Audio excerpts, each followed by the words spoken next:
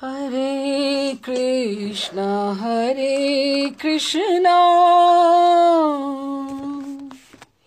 Krishna Krishna Hare Hare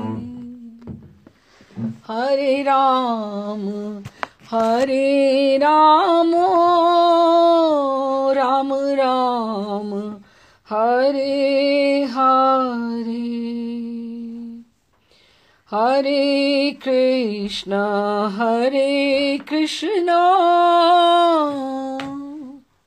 Krishna Krishna Hare Hare Hare Ram Ram Ram Hare Hare Hare Krishna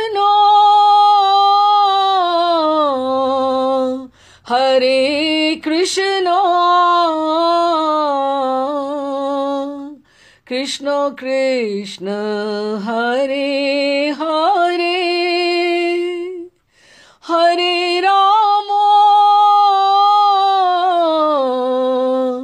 Hare Rama Ram Ram Hare Hare Hare Krishna Krishna Krishna Hare Hare Hare Ram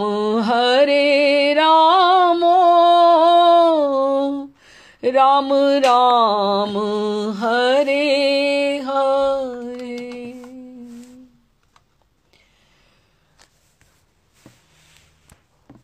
Shri Krishna Chaitanya Prabhu Nityananda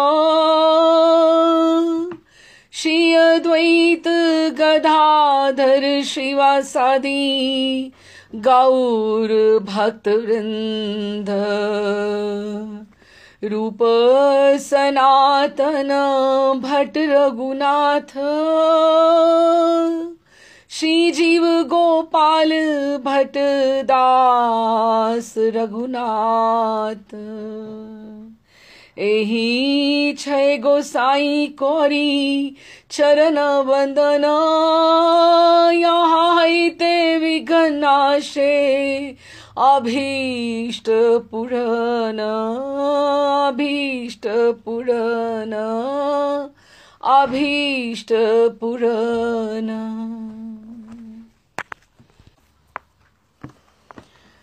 हाँ जी, राधे श्याम जी। हम लोग रामकृष्ण पंडित बाबा जी का चरित्र का गान कर रहे थे, तो हमने पढ़ा कि वो जयपुर से थे और राधा गोविंद देव जी की कृपा उन्हें बचपन से प्राप्त हुई और वो राम प्रताप के नाम से थे वहाँ पे। फिर वो 13 वर्ष की आयु में वृंदावन आए और उनकी दीक्षा हुई और 20 वर्ष की आयु तक उन्होंने सारे के सारे पढ़ लिए थे, सारे के सारे ग्रंथ, गोस्वामी ग्रंथ, और उनको काफी कुछ कंठस्थ भी हो गया था। उसके पश्चात उन्होंने राघव पंडित की गुफा में भी भजन किया और श्यामकुटी उद्धव क्यारी में भी भजन किया गोवर्धन पे।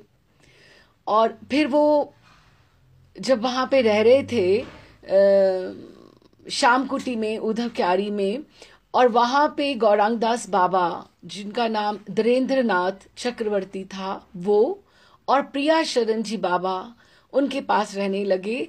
हालांकि पंडित बाबा जो हैं वो अलग कोई संप्रदाय उनका ऐसा नहीं है, वो स्वयं गौड़िए ही हैं, लेकिन उन्होंने उनका अच्छी जो बात थी, विशेषता ये थी कि उन्होंने कभी भी उन्होंने ये आग्रह नहीं रखा कि कोई किस तरह से कौन से संप्रदाय से आता है, बल्कि जिसको जैसा भाव है, कोई राम जी जिसके इष्ट हैं उनको उन्होंने वहां पे प्रवृत्त किया।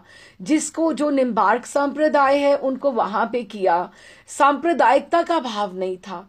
पंडित बाबा सबके थे, जिस तरह से वो सबका मार्गदर्शन करते थे।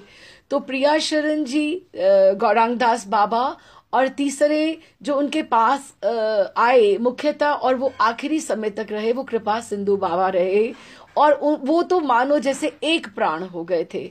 तो हमने यहाँ तक कृपा सिंधु बाबा तक वहां पढ़ के पिछली सिटिंग में, तो वहां से हमें पढ़ते हैं कि कृपा सिंधु बाबा उनके साथ दाऊ जी की बगीची में भी वृंदावन में वास करते थे, वहीं रहते थे। इतना उनको कृपा सिंधु बाबा की इतना सेवा प्रबल थी कि वो इतना स्वयं पहले तो इतना पढ़े लिखे नहीं थे, लेकिन उनको इतनी कृपा से, पंडित बाबा की कृपा से गोविंद लीलामृतम जो एक सबसे हाई लेवल पीएचडी लेवल का ग्रंथ माना जाता है, वो भी कंठस्थ हो गया था। और वो काम करते करते, सेवा करते करते उनका मानसिक चिंतन, उनको वो इतने अभ्यस्त हो गए थे कि उनका मानसिक चिंतन अपना वो स्वयं चलता ही रहता था, उसमें उनकी कोई रुकावट नहीं आती थी। तो वो एक प्राण हो गए थे, दोनों जन एकदम से सेवा में इतने शरणागत। जैसे आप समझें कि गुरु की जो एक, इतना गुरु के शरणागत कोई हो जाए, हालांकि वो उनके गुरु नहीं थे, लेकिन इतना कोई शरणागत हो जाए कि आंख का इशारा समझे, कि उसको कहने से भी कोई जरूरत नहीं पड़े। इसी से आपको अंदर से, भीतर से नाभि का आशीर्वाद मिलता है। गुरु की कृपा तभी साथ में जुड़ती है जब आप उनके आंख के इशारे को समझें, कोई आपको वो आज्ञा दे, उसमें आप लेकिन परंतु ऐसा कैसे होगा, ऐसे ना, गुरु वाक्य के ऊपर विश्वास करके जब आपने उनको गुरु स्थान पे रखा है तो आप उसको अनुगत्य में आप पूरा चले। ऐसे कृपा सिंधु का भाव था। उसका हमें बहुत सारे उन्होंने एग्जाम्पल्स बताए हैं, हम दो पढ़ते हैं दृष्टांत जो उन्होंने बताए हैं। कृपा सिंधु बाबा किस हद तक पंडित बाबा के एक जैसे अभिन्न बन गए थे, प्राण एक हो गए थे। दाऊ जी की बगीचे की ये घटना से, एक दो घटनाओं से स्पष्ट है कि पंडित बाबा को एक बार दाढ़ का दर्द हुआ उनको, तो वो दिखाने गए, डॉक्टर आया इलाज करने के लिए। उसने पूछा कौन सी दाढ़ में दर्द है बाबा? तो बाबा ने उत्तर दिया मोई मालूम नहीं कि कौन सी दाढ़ में दर्द है। तो बाबा वो बोले अच्छा आप बताएंगे ना तो मैं कैसे आपका इलाज करूंगा, तब किसे मालूम है बाबा? बच्ची को पूछो, उसको पता होगा। बच्ची कौन? कृपा सिंधु बाबा, उनको पता होगा। अच्छा, डॉक्टर तो हैरान रह गया और बच्ची ने आकर उनको दाढ़ दिखा दी कि इनको इस दाढ़ में दर्द है। इतना अभिन्न प्राण थे। तो फिर उन्होंने जब ही दाढ़ निकालने लगे तो उन्होंने ऐसा भाव से करके कि ये निताई गौर को मानते हैं, इस तरह से कि निताई गौर को मानते हैं, तो उन्होंने कहा जय गौर, ऐसे करके ना जैसे कोई दाढ़ निकालता तो ऐसे बोलने लगे जय गौर। ऐसे बोला तो उन्होंने सीधा ही डॉक्टर का हाथ पकड़ लिया। कहते मोए तुझसे इलाज नहीं कराना है। कहते क्यों, क्या हो गया बाबा? मैं तो ठीक से कर रहा हूं। कहता है तू गौर को इतने छोटे से काम के लिए बुलाएगा क्या? कि हमारे ठाकुर जो हैं, राधा रमन जी के भी प्रति इतना भाव आता है कि छोटी छोटी बातें तुम्हारा प्रारब्ध है, या जो छोटी छोटी दर्द के लिए या इतनी बात के लिए आप महाप्रभु को तकलीफ देंगे। अभी राधा रमन जी के सामने कोई खड़ा हो जाता है ना, मेरी फैक्ट्री चला दो, मेरा काम कर दो, या ये कर दो, इतने सुकुमार ठाकुर हैं। आपने, ठाकुर जी ने वैसे भी, महाराज बोलते हैं कात्यायनी माँ को बाहर बिठा रखा है कि जिसको जो लेना है ना कात्यायनी के पास जाओ, वो बैठी हैं, वो सब कुछ कर देंगी। मांगने का काम ठाकुर से क्यों करते हैं? ठाकुर तो प्रसन्न रहे अपने बस प्रिया जी के साथ, रास रस में समागम उनका होता रहे। आप महाप्रभु को क्यों परेशान करते हो अपनी छोटी छोटी बातों में? तो एक बार और ऐसे हुआ कि बाबा बीमार पड़े, दुर्बलता इतनी हो गई थी कि मुख से कुछ कह सकना भी मुश्किल हो रहा था। ऐसी अवस्था में प्यास के मारे उनका गला सूखने लगा और उन्होंने एकदम से उनको जैसे चोक हो रहा होता है, तो उन्होंने आ करके ऐसे जल मांगा। अब किसी के समझ में ना आए कि वो क्या मांग रहे हैं, ऐसे करके कैसे क्या मांग रहे हैं वो। लेकिन कृपा सिंधु बाबा उस समय गोविंद जी के दर्शन और मधुकरी के लिए गए हुए थे। लेकिन वो जब वापस आ रहे थे दाऊ जी की बगीची में, तो उन्हें रास्ते में एकदम से जोर से प्यास लगने लगी। वे कितना भी जल पिए, फिर थोड़ी देर बाद जाकर उनको प्यास लगनी प्रारंभ हो जाती कि एकदम से उन्हें समझ ना आए कि इतनी प्यास उन्हें क्यों लग रही है।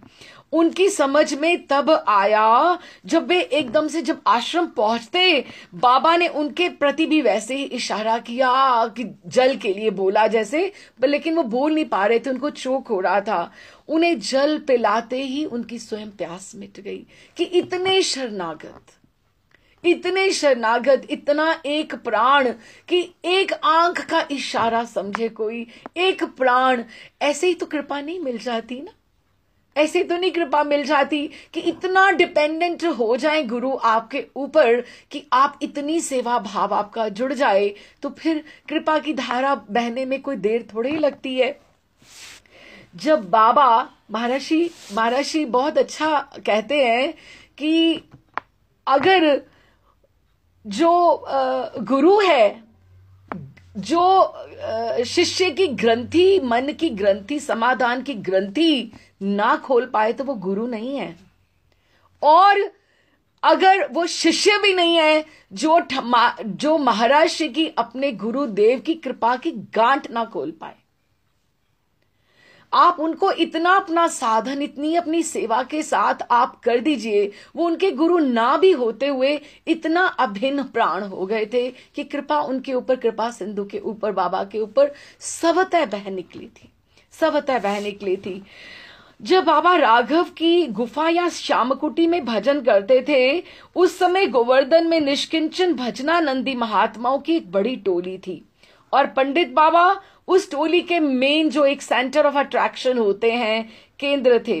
वो सभी क्या करते थे, प्रातः सब 2 या 3 बजे उठकर सारा दिन भजन करते थे। अभी आपको एक बात समझना है कि भजन के लिए संघ की बहुत अपेक्षा है, क्योंकि संघ से उत्साह बड़ा रहता है। उत्साह एक दूसरे को प्रेरणा होती है, हम एक दूसरे का मार्गदर्शन करते हैं। अच्छा, अभी वृंदावन में रहने का क्या अर्थ होता है कि वहां वाइब्रेशंस ऐसी हैं, इधर से मंगला की, दामोदर की घंटी बज रही, इधर से राधा रमन की घंटों की आवाज सुनाई दे रही है, इधर से लाला बाबू की, कि आपको इधर से रंग जी के मंदिर की, कि आपको स्वाभाविक, आप बिस्तर पे भी वहां होगे तो गलियों में करताल की, आपको गलियों में से करताल जो सुबह बजाते बजाते राधा रमन, हरि गोविंद, जय जय जो निकलते जाएंगे, आपको स्वाभाविक ही अपने मन में एकदम से आना शुरू हो जाएगा कि आप अभी तक सो ही रहे हो क्या, कि ये तो उठने का समय हो गया है। कि वाइब्रेशन सारे संघ की इतनी हवा में है कि वृंदावन में रहना एक तरह से साधन के लिए एक लिफ्ट में बैठने वाली बात है कि आप लिफ्ट में बैठे और वो लिफ्ट एक ही बार उस फ्लोर पे जाके खुलनी है जहां पे गोलोक धाम है, जैसे उस तरह से हम समझे तो महात्माओं की एक बड़ी टोली थी। वो सारे के सारे 2 या 3 बजे उठकर सारा दिन भजन करते थे और संध्या समय वो मधुकरी के लिए जाया करते थे। फिर अपनी मधुकरी को लेकर किसी एक स्थान पर वो बैठते थे और सब मिल बांट कर, जैसे टिफिन अपने खोल के कोई खाता है, अपने अपने ठाकुरों को भोग लगाया और इकट्ठे मिल बांट कर मधुकरी का सेवन करते थे और बाद में अपना अपना झोला धोकर उठ जाते थे।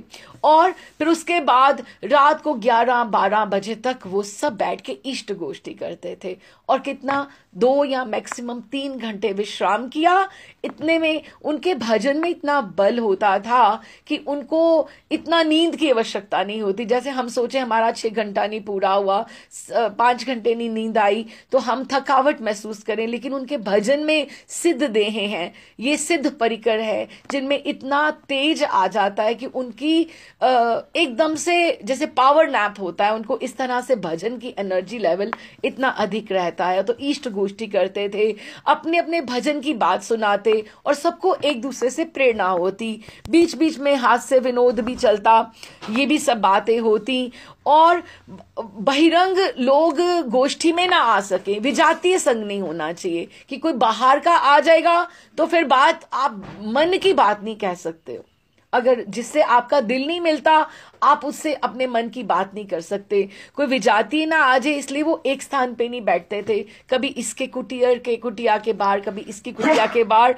और वो रोज रात को जुटकर एक बार जब भी उठने लगते तो ये बात करते कि कल हम कहाँ बैठ रहे हैं, कल इन बाबा के यहाँ है या इन बाबा के यहाँ है। और उस तरह से वो ऑर्गेनाइज करके एक दूसरे का भजन का संग सत्संग है। बातें छोटी छोटी, लेकिन हमने कृपा सिंधु के बाबा के इंस्टेंस से, हम लोग दृष्टांत से हम समझ रहे हैं कि गुरु की कृपा कैसे प्राप्त की जाती है। कि आप आंख का इशारा समझो, एकदम से वो अपनी कृपा की गांठ खोलने के लिए मजबूर हो जाए। और यहां हम क्या सोच रहे हैं कि संग भक्ति के लिए संग, एकांत भी चाहिए भजन के लिए। एकांत के बिना भजन नहीं हो सकता है। और आपको संग भी चाहिए, एक दूसरे को पुल करने वाला कोई चाहिए कि अच्छा तुमने इतना आज किया और मैंने इतना किया, तुम भी इतना भजन करना, आपको मार्गदर्शन करने के लिए। इस तरह से पर बाबा कभी कभी किसी लोगों की ले लिया करते थे, जैसे किसी को शारीरिक स्वस्थता नहीं है या किसी का जो है अपने ऊपर रोग ले लेते थे। जैसे हम भाई जी का भी देखते हैं, कहते हैं उन्होंने अपने जवाई का उनकी जो बेटी थी उनके हस्बैंड का रोग जो था उन्होंने अपने ऊपर ले लिया था, है ना। तो उस तरह से वो जो बाबा लोग हैं, गौरंगदास बाबा भी बहुत ऐसे ही बांटा करते थे, स्वस्थता का लाभ हर एक को दे दिया करते थे। तो फिर वो प्रारब्ध जो किसी का भोग ले लेते हैं, अपने सिर पे ले लेते हैं। ऐसे बाबा को एक बार इन्फ्लुएंजा ने बुरी तरह आ घेरा। उस समय श्री कामिनी घोष, दीन शरण दास, गौरांग दास बाबा जी विशेष आग्रह करके उन्हें वृंदावन डॉक्टर पे ले गए। फिर वहां पे मदन मोहन जी की बगीची में रहकर उन्होंने स्वास्थ्य लाभ किया। वृंदावन में 8 वर्ष तक वे कभी कहीं रहते, कभी कहीं रहे। जिन जिन स्थानों में वो रहे, मेन तो वहां पे दाऊ जी की बगीची, बाद में मदन मोहन जी की बगीची के अतिरिक्त टटिया स्थान में भी रहे, क्यारी वन में, दिल्ली की धर्मशाला, फिर मिर्जापुर की धर्मशाला और करौली कुंज। लेकिन 1926 से जो वो दाऊ जी की बगीची में रहे, तो जीवन की शेष घड़ी तक वहां पे ही टिके रहे। दाऊ जी की बगीची के आने के कुछ दिन के पश्चात ही एक 14 वर्ष, अब ये जो बच्चे इनके पास आए हैं, हम देखें तो सारे 14, 13, 18, 20 ऐसी उम्र के बच्चे आए। विष्णुदास बाबा भी आए, उनको उनके गुरुदेव सूर्य कुंड पे थे और यदुनंदन दास बाबा की आज्ञा से उनकी शरण में आ गए थे। और जिस दिन वो आए तो इतनी धूप तेज थी कि सूर्य कुंड से वृंदावन तक वो पैदल चलकर आए। रास्ते में उन्हें बुखार आ गया। दाऊ जी की बगीची पहुंचते पहुंचते इतना वो थक गए और बगीची के कुएं के चबूतरे पर आते एकदम से धड़ाम से जैसे लेट ही गए कि कुछ नहीं हुआ। और एकदम से लेट रहे थे तो बाबा बाहर से आए, लौटे तो उन्होंने विष्णुदास को देखा, तो विष्णुदास ने उन्हें प्रणाम किया, उन्हें बताया कि मैं कहाँ से आया हूं। तो बाबा उन्हें भीतर कुटिया में ले गए। कृपा सिंधु बाबा से बोले कि रोटी ले आया, खाइबे को इतना दूर से चल के आ रहा है। विष्णुदास बाबा बोले, बाबा मुझे बहुत ज्वर है, कुछ नहीं, ठीक हो जाएगा। कहकर बाबा ने अपने सामने बिठाकर 14 वर्षीय जो वो विष्णुदास थे, उनको स्नेह के साथ पुत्रवत उनको रोटी खिलाई और बोला कि चलोगे तो मेरे साथ मधुकरी करने को। थोड़ी हिम्मत आ गई तो विष्णुदास का वो हाथ पकड़कर एकदम से जैसे उन्होंने छुआ, उनका ज्वर कहाँ गया, कि वो भी उनका प्रारब्ध भी उनका ऐसे कृपावत ही वो काट लेते थे। विष्णुदास का वो हाथ पकड़ के उन्हें लेकर गए, और वो हाथ जो उन्होंने विष्णुदास का पकड़ा वो अंत तक उनकी सेवा में वो हमेशा रहे, अंत तक रहे, और कृपा सिंधु बाबा का विष्णुदास हाथ बटाते रहे। कि ऐसे कितने ही बच्चे, ये नहीं कि मेरे से दीक्षा किसी ने ली है या है नहीं है, मेरे शिष्य हैं है या नहीं है, ऐसी कोई बात नहीं थी। अच्छा जी, तो विष्णुदास बाबा के पास जब आए थे, वे एक अक्षर भी नहीं पहचानते थे। 14 वर्ष के बालक को कितने के ग्रंथों का ज्ञान होगा, लेकिन वो बाबा की कृपा से इतना पढ़ गए कि गोविंद लीलामृतम, अब गोविंद लीलामृतम जो है वो एक, आप मानिए, टॉप मोस्ट ग्रंथ है, अष्टयाम लीला पे ग्रंथ है। बीच वाले ग्रंथों की तो हम बात ही नहीं कर रहे हैं, लेकिन जो आता था उनको गोविंद लीलामृतम तक उनको कंठस्थ हो जाता था। इसका मतलब कृपा की कितनी धार बही होगी। कितने ही बीच में ग्रंथ उन्होंने गोस्वामी ग्रंथ पढ़े होंगे, तो उन्होंने गोविंद लीलामृत उन्हें पढ़कर सुनाते थे, और वे अंत तक गोविंद लीलामृतम नित्य उनसे श्रवण करते रहे बाबा। और एक बार जब वे उनके साथ मधुकरी से लौट रहे थे, और बाबा रास्ते में दाऊ जी की बगीची से थोड़ी दूर पुलिया पर बैठ गए। अब ये आप सोचिए, 1926 में बाबा आए थे वहां पर, तो 1975 के करीब, 1975 के करीब प्रभुपाद ने वो जो रमन रेती का जगह ली थी, और उस समय भी वो सोचा करते थे कि इन मंदिर में कौन आएगा, इन मंदिर में दर्शन के लिए कौन आएगा, क्योंकि वो इतना गांव, इतना एकदम से वन ही वन हुआ करते थे। उन्हें लगता था कि यहाँ तो कोई दर्शन के लिए नहीं आएगा। वृंदावन का जो आज स्वरूप हम देखते हैं, अभी तो वो इस्कॉन से पार जो उस साइड के ऊपर है, वो तो आप सोचिए न्यू वृंदावन बन गया है।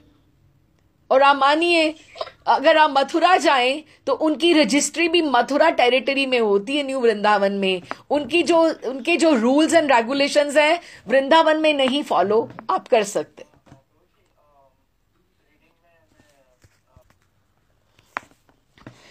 अच्छा जी, तो अब उस समय जो वृंदावन था बिल्कुल बिल्कुल वन था। आप सोचें, तो ये जब विष्णुदास बाबा और पंडित बाबा ये दोनों आए हुए थे, तो वैशाख का महीना था। अब वैशाख के महीने में यही वाला महीना है, वैशाख का महीना। आप सोचें तो ऐसा ही मौसम जैसे वृंदावन में है, लेकिन वन है, बिल्कुल वन है।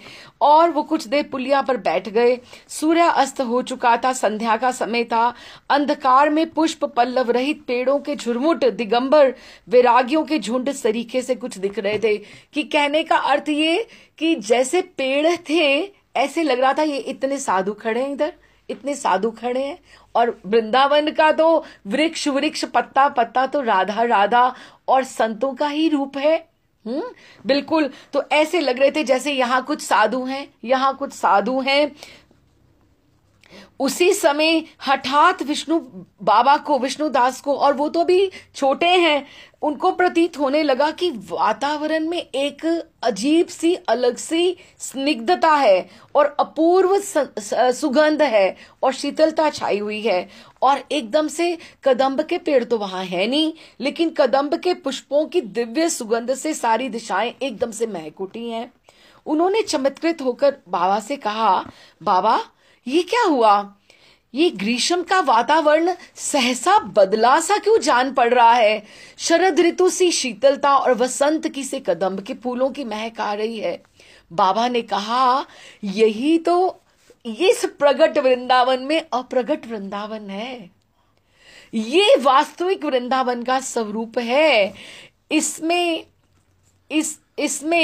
6 ऋतुएं जो वृंदावन में हैं, वो 6 ऋतुएं सदा विराजमान रहती हैं प्रियालाल जी की सेवा में, सेवा संपादन करती हैं, जैसे उनका मन का भाव जुड़ता है प्रिया लाल जी का, वो ऋतु साक्षात उपस्थित हो जाती है। वृंदावन ने कृपा कर तुम्हें अपने अप्राकृत स्वरूप की एक झलक दिखाई है, वो तुम्हें अनुभव कराया है। साधकों के प्रति, आप सुनिएगा, साधकों के प्रति वो वृंदावन बीच बीच में ऐसी कृपा करते रहते हैं। हम देखें कि जो मंगला में, अगर आप वृंदावन में रहें, जो मंगला में एक आपको वातावरण में सुगंध मिलेगी, वो आपको और दिन में किसी समय नहीं मिलेगी। जो लोग वृंदावन में मंगला करते हैं, वो सुगंध, वो जो है, वो एक ट्रेजर करने वाली, अपने मन में बसाने वाली बात है कि वो एक अलग सुगंध होती है। वो वृंदावन की सुगंध है साधकों, क्योंकि वृंदावन तो रात्रि की लीला है या अर्ली मॉर्निंग, प्रभात के समय की। बीच बीच में ऐसी कृपा वृंदावन करता है। उन्हें चाहिए किसी से ये बातें प्रकट नहीं करें, कि किसी से ऐसे बहुत संग में आप कर सकते हो जिससे आपका मन मिले, लेकिन सबको ऐसे बोस्ट ऑफ करना या सब ऐसे बताना, क्योंकि कृपा की बातें छिपा के रखने वाली बातें होती हैं। इस तरह से आगे आगे जो जो उनके पास आते गए, और कितने ही ये जो हम अब दृष्टांत पढ़ेंगे, हमें किसी ना किसी दृष्टांत से कभी कुछ हमें समझ में आ रहा है, कभी कुछ समझ में आ रहा है। अभी नवदीप के एक अद्वितीय विद्वान नित्यानंद वंश के परम भागवत श्री प्राण गोपाल, वहां पे पंडित बाबा का उनका घनिष्ठ संबंध था। वो नित्यानंद के वंशज थे, नित्यानंद के वंशज थे। प्राण गोपाल प्रभुपाद उनको कहा जाता था। दोनों एक दूसरे का यथोचित सम्मान करते, एक दूसरे को पाकर प्रेम से विहल हो जाते। प्राण गोपाल गोस्वामी कहा करते, मेरी माँ के देहांत के पश्चात मुझ निराश्रय को पंडित बाबा ने प्रेम का आश्रय दिया। कि उनको एक एक कैरेक्टर से हम समझ रहे हैं कि कैसे वो माता की तरह सब पे प्रेम लुटाते थे। हाँ, कि प्रेम का आश्रय दिया, और मुझे उनसे माँ जैसा ही प्रेम मिला। पंडित बाबा प्राण गोपाल गोस्वामी का कितना आदर करते एक घटना से स्पष्ट है, क्योंकि वो आचार्य गद्दी से वंशज थे। अब आचार्यों का सम्मान, हमें गोस्वामियों का सम्मान, हम लोग बहुत छोटे हैं आचार्यों के आगे। आचार्य गोस्वामियों के जितनी मर्जी हम भक्ति कर लें, लेकिन जो आचार्य हैं, गोस्वामी हैं, वैसा तो नहीं हम हो सकते ना। कैसे घटना से देखो, पंडित बाबा जब से उन्होंने पुरुष शरण किए, इतना किए, लेकिन उनमें विनम्रता कितनी है। क्या हुआ, बहुत दिन जब वो इन्फ्लुएंजा से बीमार रहने के पश्चात के कारण वे बहुत दुर्बल हो गए थे। लोगों ने, डॉक्टर ने भी उन्हें कहा कि आप दूध थोड़ा सा आप ले लीजिए, पर उन्होंने किसी की ना सुनी। 40 वर्ष हो गए थे उन्होंने दूध का सेवन नहीं किया था, कि उनका अपना आग्रह था कि दूध ऐसे मुझे नहीं लेना है, दूध नहीं लिया था। लेकिन सबने प्राण गोपाल प्रभु से प्रार्थना की कि उनका दूध ना पीने का आग्रह छुड़वाने का आप प्रयास करें। वे स्वयं दूध का ग्लास लेकर गए और उनसे मुख से लगाकर बोला कि इसे आपको पीना होगा। अब देखिए, आचार्य, चाहे वो उम्र में उनसे छोटे हैं, लेकिन आचार्य गोस्वामी नित्यानंद वंश, और बाबा ने जब वो ग्लास लेकर गए, वो किसी की उन्होंने बात नहीं मानी थी, लेकिन उन्होंने कहा आज स्वयं नित्यानंद प्रभु ने मुझसे आग्रह किया है तो मैं कैसे नहीं पीऊंगा।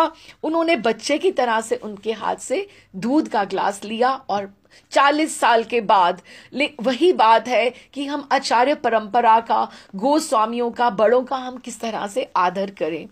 प्राण गोपाल गोस्वामी प्रतिवर्ष एक बार वृंदावन में आते, 1 महीने वहां रहकर पंडित बाबा को श्रीमद् भागवत का ग्रंथों का पाठ सुनाया करते। पंडित रामकृष्ण बाबा आध घंटे तक उनके पाठ में, आध घंटे से पूर्व ही उनके पाठ में जा बैठते, कि बिल्कुल उनसे रोज वो सुना करते थे। इस तरह से एक बार और भी हुआ कि बाबा आने वाले थे, प्राण गोपाल बाबा आने वाले थे, तो उसके संबंध में उनको चिंता हो गई। तो फिर इस तरह से आता है, वे बार बार सेवक को बोलते कि जाकर तुम देख के आओ बाबा आए कि नहीं आए, आए कि नहीं आए। लेकिन गोस्वामी कुछ वो देर से आए, लेकिन हम फिर बाद में पता लगता कि उनकी जो गाड़ी थी जिसमें वो आ रहे थे, वो आगे पीछे के सब डब्बे जो थे वो चकनाचूर हो गए, और एक उनकी ही बोगी थी जो बिल्कुल सेव्ड रही, बिल्कुल ठीक रही, सुरक्षित रही।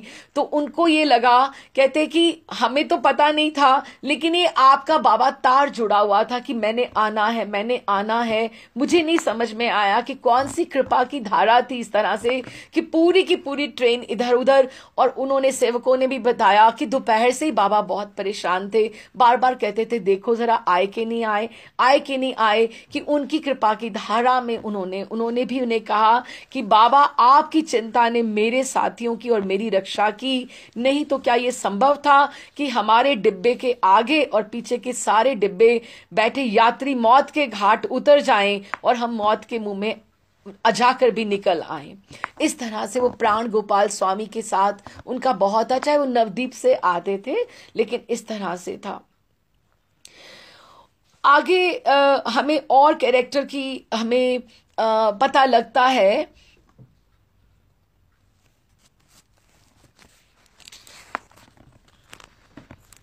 सामने देखा कि कोई भी उनसे शंका लेकर आता था, क्योंकि उनकी ऐसी अब अवस्था हो गई थी कि ग्रंथों का पाठ करने से वो बहुतों की शंका का समाधान किया करते थे।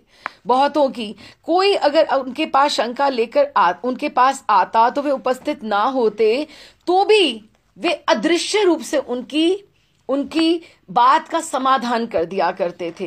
ये बहुत आश्चर्यजनक लीला है कि एक बार क्या हुआ, जब पंडित बाबा रामकृष्ण बाबा वृंदावन में मदन मोहन की तिवारी में रहते थे, तो गौरांग दास बाबा उनके निकट शाहजहांपुर की बगीचे में रहा करते थे।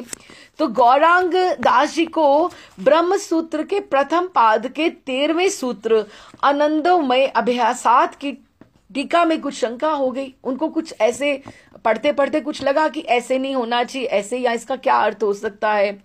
उन्होंने मदन मोहन जी की तिवारी में पंडित बाबा की जो कुटिया थी उसके सामने आकर सोचा कि मैं बाबा से कहूं कुछ, लेकिन इसके तो पर्दे गिरे हुए हैं, लगता है बाबा भजन में हैं, तो थोड़ा सा कुछ बोलता हूं ताकि कि बाबा प्रणाम, मैं आया था ये आपसे पूछने के लिए। ऐसे उन्होंने सोचा कि मैं बात करूं।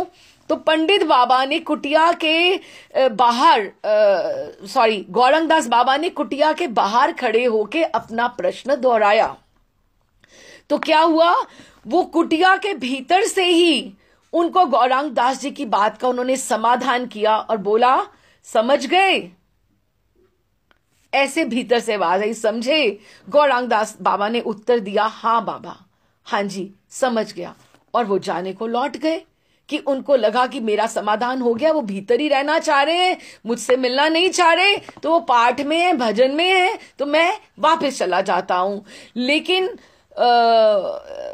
अंदर से भीतर से आवाज आई। पहले गौरांग दास जी ने कहा, हाँ बाबा समझ गया। तो पंडित बाबा ने कहा, समझोगे क्यों नहीं, बहुत सुबोध हो गौरांग दास, तुम बहुत सुबोध हो मेरे गोपाल। उनको गोपाल बोला करते थे वो। अच्छा, गौरांग दास जी प्रसन्न चित्त अपनी कुटिया की तरफ लौटने लगे। लेकिन क्या देखते हैं, जैसे कुटिया की तरफ लौटने लगे उसी समय उन्होंने देखा पंडित बाबा मधुकरी कर अमोलक राम शास्त्री के साथ गुफा में लौट रहे हैं, अपनी कुटिया की तरफ लौट रहे हैं। वो लौट रहे थे तो उन्हें आते देखकर वो अवाक रह गए कि इस तरह से क्या। प्रणाम करके दर्शन करके बोले, आपने अभी तो कुटिया के भीतर से मेरी शंका का समाधान किया है, मुझसे बात की है, मुझे आशीर्वाद दिया है, अब आप इधर से मधुकरी करके कहां से आ रहे हैं? पंडित बाबा हंस दिए, बोले देखो तुम्हारे मन में शायद ये बात होगी कि मैंने दर्शन नहीं किए, तो ब्रजभूमि तो चिंतामणि है, यहाँ बहुत से सिद्ध महापुरुष अनुरागी साधकों के प्रति अलक्षित रूप से कृपा करते हैं। क्या पता तुम्हारे जो प्रश्न थे कहाँ किसने समाधान किए, मुझे तो पता भी नहीं है। और देखो, लेकिन उनका वहां से पंडित बाबा की आवाज में समाधान हुआ, उनकी वाणी में समाधान हुआ। अब इससे हमें, इस दृष्टांत से हमें क्या प्रेरणा मिलती है कि हमारे आचार्यों की जो समाधियां हैं, आप सनातन गोस्वामी की समाधि पे जाइए, कितनी शांति है वहां पर। रघुनाथ दास गोस्वामी राधा कुंड पे जाइए, हमारे गोपाल भट्ट जी की जाइए। आप कोई प्रश्न लेके जाएं, कोई बात लेकर जाएं, अगर आपकी निष्ठा दृढ़ है, अगर आप समाधान चाहते हैं तो कैसे नहीं होगा। हमारी ही निष्ठा में, विश्वास में कमी है, लेकिन वो अभी भी प्रत्यक्ष है। इवन प्रभुपाद जब ही दामोदर मंदिर में रहे, इतने वर्ष वहां पे उन्होंने वास किया। ग्रंथों का अमेरिका जाने से पहले भी उन्होंने कितने ग्रंथों का प्रणयन वहीं रहकर किया, और इतनी समाधियां हैं वहां पर राधा दामोदर में, आप गिनते गिनते थक जाओगे, कितनी कितनी सुंदर समाधियां हैं वहां पे। वो आचार्यों के हमारे स्थान हैं। और प्रभुपाद स्वयं कहा करते थे कि जब मैं रूप गोस्वामी, अब तो सब ऊपर कंक्रीट बन गया है, कवर्ड है, लेकिन जब सब खुला था तो वो कहा करते थे कि मैं जब रसोई में बैठा करता था तो मुझे ऐसे ज्योतियां दिखाई देती थी, ज्योतियां इधर से इधर जा रही हैं, इधर से इधर जा रही हैं, कि अभी भी वहां पर कोई कहीं नहीं गया वृंदावन से।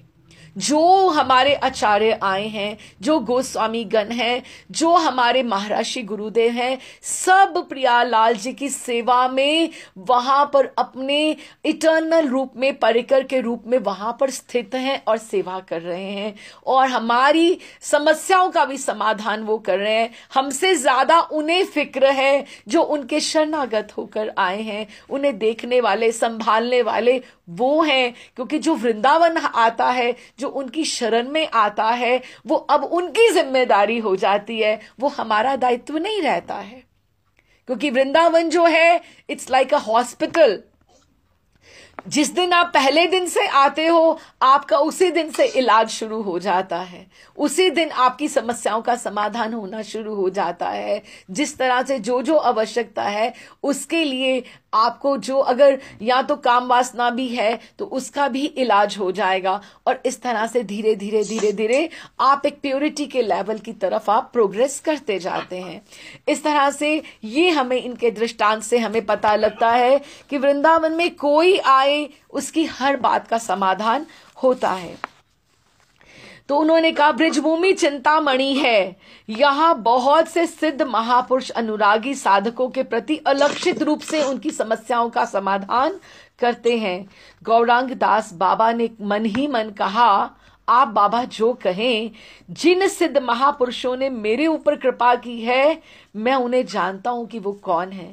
कि सिद्ध बाबा भीतर भी भजन कर रहे थे और वो बाहर मधुकरी के लिए भी थे, कि वो दोनों स्थानों के ऊपर थे। श्री गौरांग दास, अब जगन्नाथ दास बाबा के बारे में भी तो हमने ऐसा समझा था ना, कि वो नवदीप में थे तो राधा कुंड में वो बकरी ने वो जो तुलसी जी का वो पौधा वो खा रही थी, तो उनको बैठ के एकदम से लाठी मार के हिला दिया था। उनको वो दृष्टि में सब कुछ था कि वहां पर राधा कुंड में क्या हो रहा था। जगन्नाथ दास बाबा के चरित्र में हमने इसका गान किया था। गौरांग दास बाबा ने उनकी बहुत कृपा प्राप्त की, और फिर आगे इस तरह से धीरे धीरे धीरे धीरे एक एक करके बहुत से, एक बार क्या हुआ, लेकिन जो भक्त जो है, जो साधक की दृष्टि से उनके पास आते थे, उनके साथ उनका बहुत अच्छा व्यवहार होता था, क्योंकि उनको पता है। लेकिन वो दुनियावी व्यवहारों में या दूसरी बातों में उलझने की कोशिश नहीं करते थे। वो देख लेते थे कोई कैसा पात्र है, कोई कैसा है, कि उसकी भजन में रुचि है या नहीं है, भजन में रुचि है या नहीं है, या किसको कैसे करना चाहिए। इस तरह से कानपुर के एक बड़े सेठ का देहांत हो गया, तो एक सेठानी आई बाबा के पास अपने लड़के को साथ लेकर, तो बोली, बाबा जी देखो, सेठ जी आया करते थे मेरे साथ आपके दर्शन करने के लिए, देखो वो चले गए, इस तरह से। और वो रोने धोने लगी इस तरह से। तो बाबा को कि फजूल की बात, उनको ऐसा नहीं चाहिए था, ऐसी बातें नहीं, उनको अच्छी नहीं लग रही थी। तो बाबा बोले, चले गए तो क्या हुआ, क्या भयो, तू भी जाएगी, ये तेरा लड़का है ये भी जाएगा, मैं भी जाऊंगा, तो इसमें कौन सी बड़ी बात हो गई, चले गए तो चले गए, तो वो जो गए तो गए, तुम अपना संवारो अब। तो उनको ये अच्छा नहीं लगा। इस तरह से सेठानी को तो भय लग गया कि बाबा ने उसे भी कह दिया और उसके लड़के को भी कह दिया, अब ये ना हो कि कुछ इसको हो ही जाए। तो वो दोबारा तो बाबा के पास गई नहीं। उसने सोचा बाबा इतने बड़े महात्मा हैं लेकिन उनमें शिष्टाचार बिल्कुल नहीं है। दो शब्द सहानुभूति के नहीं कह सके, लेकिन बाबा के पास ये सब क्या हुआ, उनको क्या बीमारी थी, कैसे चले गए, क्या हुआ, ये सब बातें करने का उनके पास अवकाश कहाँ था। उन्होंने सच्ची बात कह दी। यदि वो भी कहते कि दुनिया जैसी वो बात अगर वो भी कहते तो उनमें और दुनिया वालों में क्या फर्क रहता। लेकिन सेठानी पे कितना असर हुआ या मोह निद्रा उसकी गई कि नहीं गई, लेकिन बाबा ने अपने कर्तव्य का कहा कि जितना अब तुम अपना देखो, तुम कितना संवार सकती हो, जाना तो तुम्हें भी और मुझे भी और इस लड़के को भी जाना है। इस तरह से उन्होंने बात किया। इस तरह से कभी कोई बहिरंग व्यक्ति कोई आ जाता उनके पास, तो वो जिस तरह से यात्री होते हैं, एक तरह से टूरिस्ट वृंदावन में कितना आता है, तो बाबा को आकर बोला कि बाबा हमें कल देश वापस जाना है। तो बाबा बोले तो जाओ, मैंने क्या तेरा माथो खरीद लिया है, देश जा या भाड़ में जा। कि उनको ऐसी बातों के लिए जहां वो बहुत सॉफ्ट थे, जहां पात्र उनको मिलते थे, तो वहां पे शरणागति जहां मिलती थी तो वहां पे वो बहुत विनम्र होते थे। लेकिन उनको ये पूरी की पूरी ऐसी व्यवहारिकता बिल्कुल अच्छी नहीं लगती। कहते कि जैसे बाहर में जाके क्या अर्थ क्या हुआ कि जैसे झरने के पास कोई पानी पीने आया है, पानी पिया अब गया, अब झरने को उससे क्या। वृंदावन में तुम आए, तुमने प्रणाम किया, तुमने अच्छा किया, सब ठीक है। अगर तुमने वृंदावन की प्राण वायु को नहीं समझा, उसमें वो रस ही नहीं लिया, एक यात्री की तरह आए और चले गए, तो उससे वृंदावन को क्या फायदा होने वाला है या क्या हानि होने वाली है। कि ऐसे व्यवहारिकता से उनको कुछ लेना देना नहीं होता था। पंडित बाबा ने जिस तरह से बहुत से लोग उनसे वो शिक्षा ग्रहण करते थे और सबके लिए बाबा उनके लिए वो रखते थे, लोगों की भी उनमें निष्ठा थी। लेकिन सांप्रदाय की बात जैसे हमने पहले भी करा है कि वो उनके में बिल्कुल नहीं थी। इनमें से कुछ एक नाम हम पढ़ते हैं जो बाकियों के अलावा अतिरिक्त और भी हैं। निम्बार्क बाबा के सांप्रदाय के पंडित अमोलक राम शास्त्री, हंसदास जी, रामानुज सांप्रदाय के सुदर्शनाचार्य जी षड शास्त्री, दुलारी प्रसाद शास्त्री, गणपति शास्त्री, रामानंद संप्रदाय के संकर्षण जी, पुष्टि मार्ग के मथुरा निवासी सुप्रसिद्ध पाठक जी, वक्ता पुरुषोत्तम भट्ट जी, नित्यानंद वंश के प्राण गोपाल गोस्वामी और राजऋषि वनमाली राय और प्रमुख भक्त सदा उनके मुख से भजन रहस्य सिद्धांत शास्त्र को सुनने के लिए हमेशा उनके पास रहते थे। कि बहुत से इतने बड़े बड़े धुरंधर जो थे उनसे वो शिक्षा लेते थे, लेकिन उन्होंने दीक्षा किसी को नहीं दी, बल्कि दूसरे की रुचि समझकर अगर उनके पास कोई आया भी है बिना दीक्षा के तो उनको आगे भेज दिया। पर उनके शिष्य बहुत थे जो उनको गुरु मानते थे, लेकिन उन्होंने दीक्षा किसी को नहीं दी थी। वो शिक्षा गुरु हो सकते थे, दीक्षा के गुरु नहीं हुए। जो लोग उनका सत्संग करते थे, उनके उपदेश ग्रहण करते थे, उनसे शास्त्र या भजन की बात पूछते थे, वे चाहे जिस भी सांप्रदाय के हों, दीक्षित हों या ना हो, लेकिन वो उनको गुरु की तरह मानते थे। जैसे गौरांग दास बाबा जी, प्रिया शरण दास बाबा जी, कृपा सिंधु, विष्णु दास, केशव दास, ललित मोहन गोस्वामी, ये लोग ऐसे थे जिन्होंने बाबा का एकदम से गुरु की तरह आदर किया।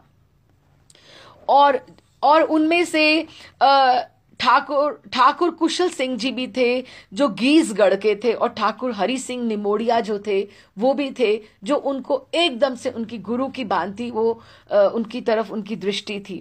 कुशल सिंह जी गीसपुर जय स्टेट के जागीरदार और जयपुर हाई कोर्ट के चीफ जस्टिस थे। वे बड़े निर्भीक, धर्मात्मा और विद्वान थे। उस समय के राजपूतों में उनका ऊंचा स्थान था, लेकिन उनकी जो रुचि थी वो ऐसे पहले महात्मा की खोज में थे जो उन्हें भागवत प्राप्ति के पथ पर उन्हें आरूढ़ करा सके, कि आगे बढ़ा सके। तो उन्होंने उनको बोला कि पंडित बाबा को बोला कि आप मेरा पथ प्रदर्शन करो। तो उन्होंने उनकी निष्ठा उनसे पूछा कि तुम्हारी निष्ठा किसमें है। तो निष्ठा की उन्होंने बात की कि उनकी निष्ठा जिसमें है तो उसी में उनको करेंगे, ये नहीं बोलेंगे तुम महाप्रभु की गौड़ी, मैं गौड़ी हूं तो तुम वहां पे आ जाओ। तो उन्होंने कुशल सिंह से भी यही प्रश्न किया। तो उन्होंने कहा मैं कहीं से दीक्षित नहीं हूं, ना ही मेरा कोई संप्रदाय है, मैं राम जी को मानता हूं और द्वारिकाधीश जी को मानता हूं। अब देखिए ना, ये तो बिल्कुल गौड़ीय संप्रदाय से बिल्कुल अलग हो गया। तब बाबा ने उन्हें कहा कि तुम द्वारिकाधीश जी का भी चित्र स्थापित करो और राम जी का भी करो, और एक हाथ का चित्र बनवा लो और जिसमें सिंहासन पर द्वारिकाधीश भी विराजमान हो और रामदेव जी भी हो, और उनकी तुम सेवा किया करो। तो उन्होंने पूछा मंत्र मैं फिर कौन सा जपूं, क्योंकि राम जी भी हो गए और द्वारिकाधीश भी हो गए।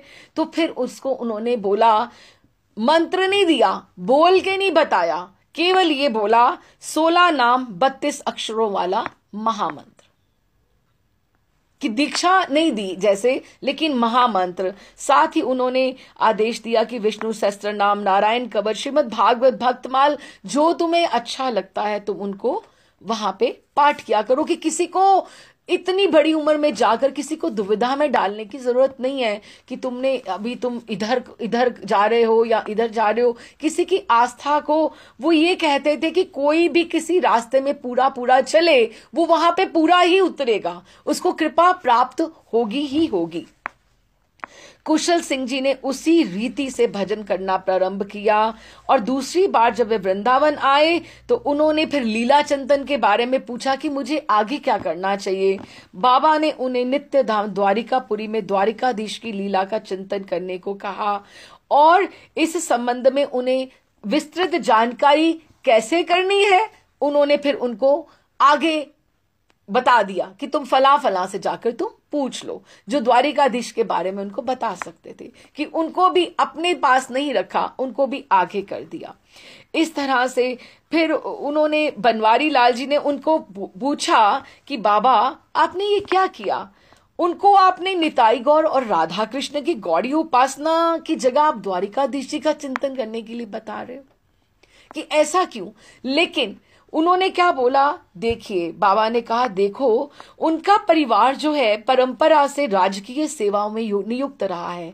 जो गौड़ी उपासना है, रागानुगा भक्ति है, प्रेम जो पूर्वक जो उपासना है और वैराग्यपूर्ण है, उनके वो ये नहीं कर पाएंगे। इनके पिता जयपुर दरबार में मंत्री थे, वे स्वयं जयपुर राज्य के उच्च अधिकारी हैं। ऐश्वर्य के वातावरण में उनका सारा जीवन व्यतीत हुआ है, और उनके जातिगत जो अभी संस्कार है उनके हृदय में, उसमें ऐश्वर्यता है।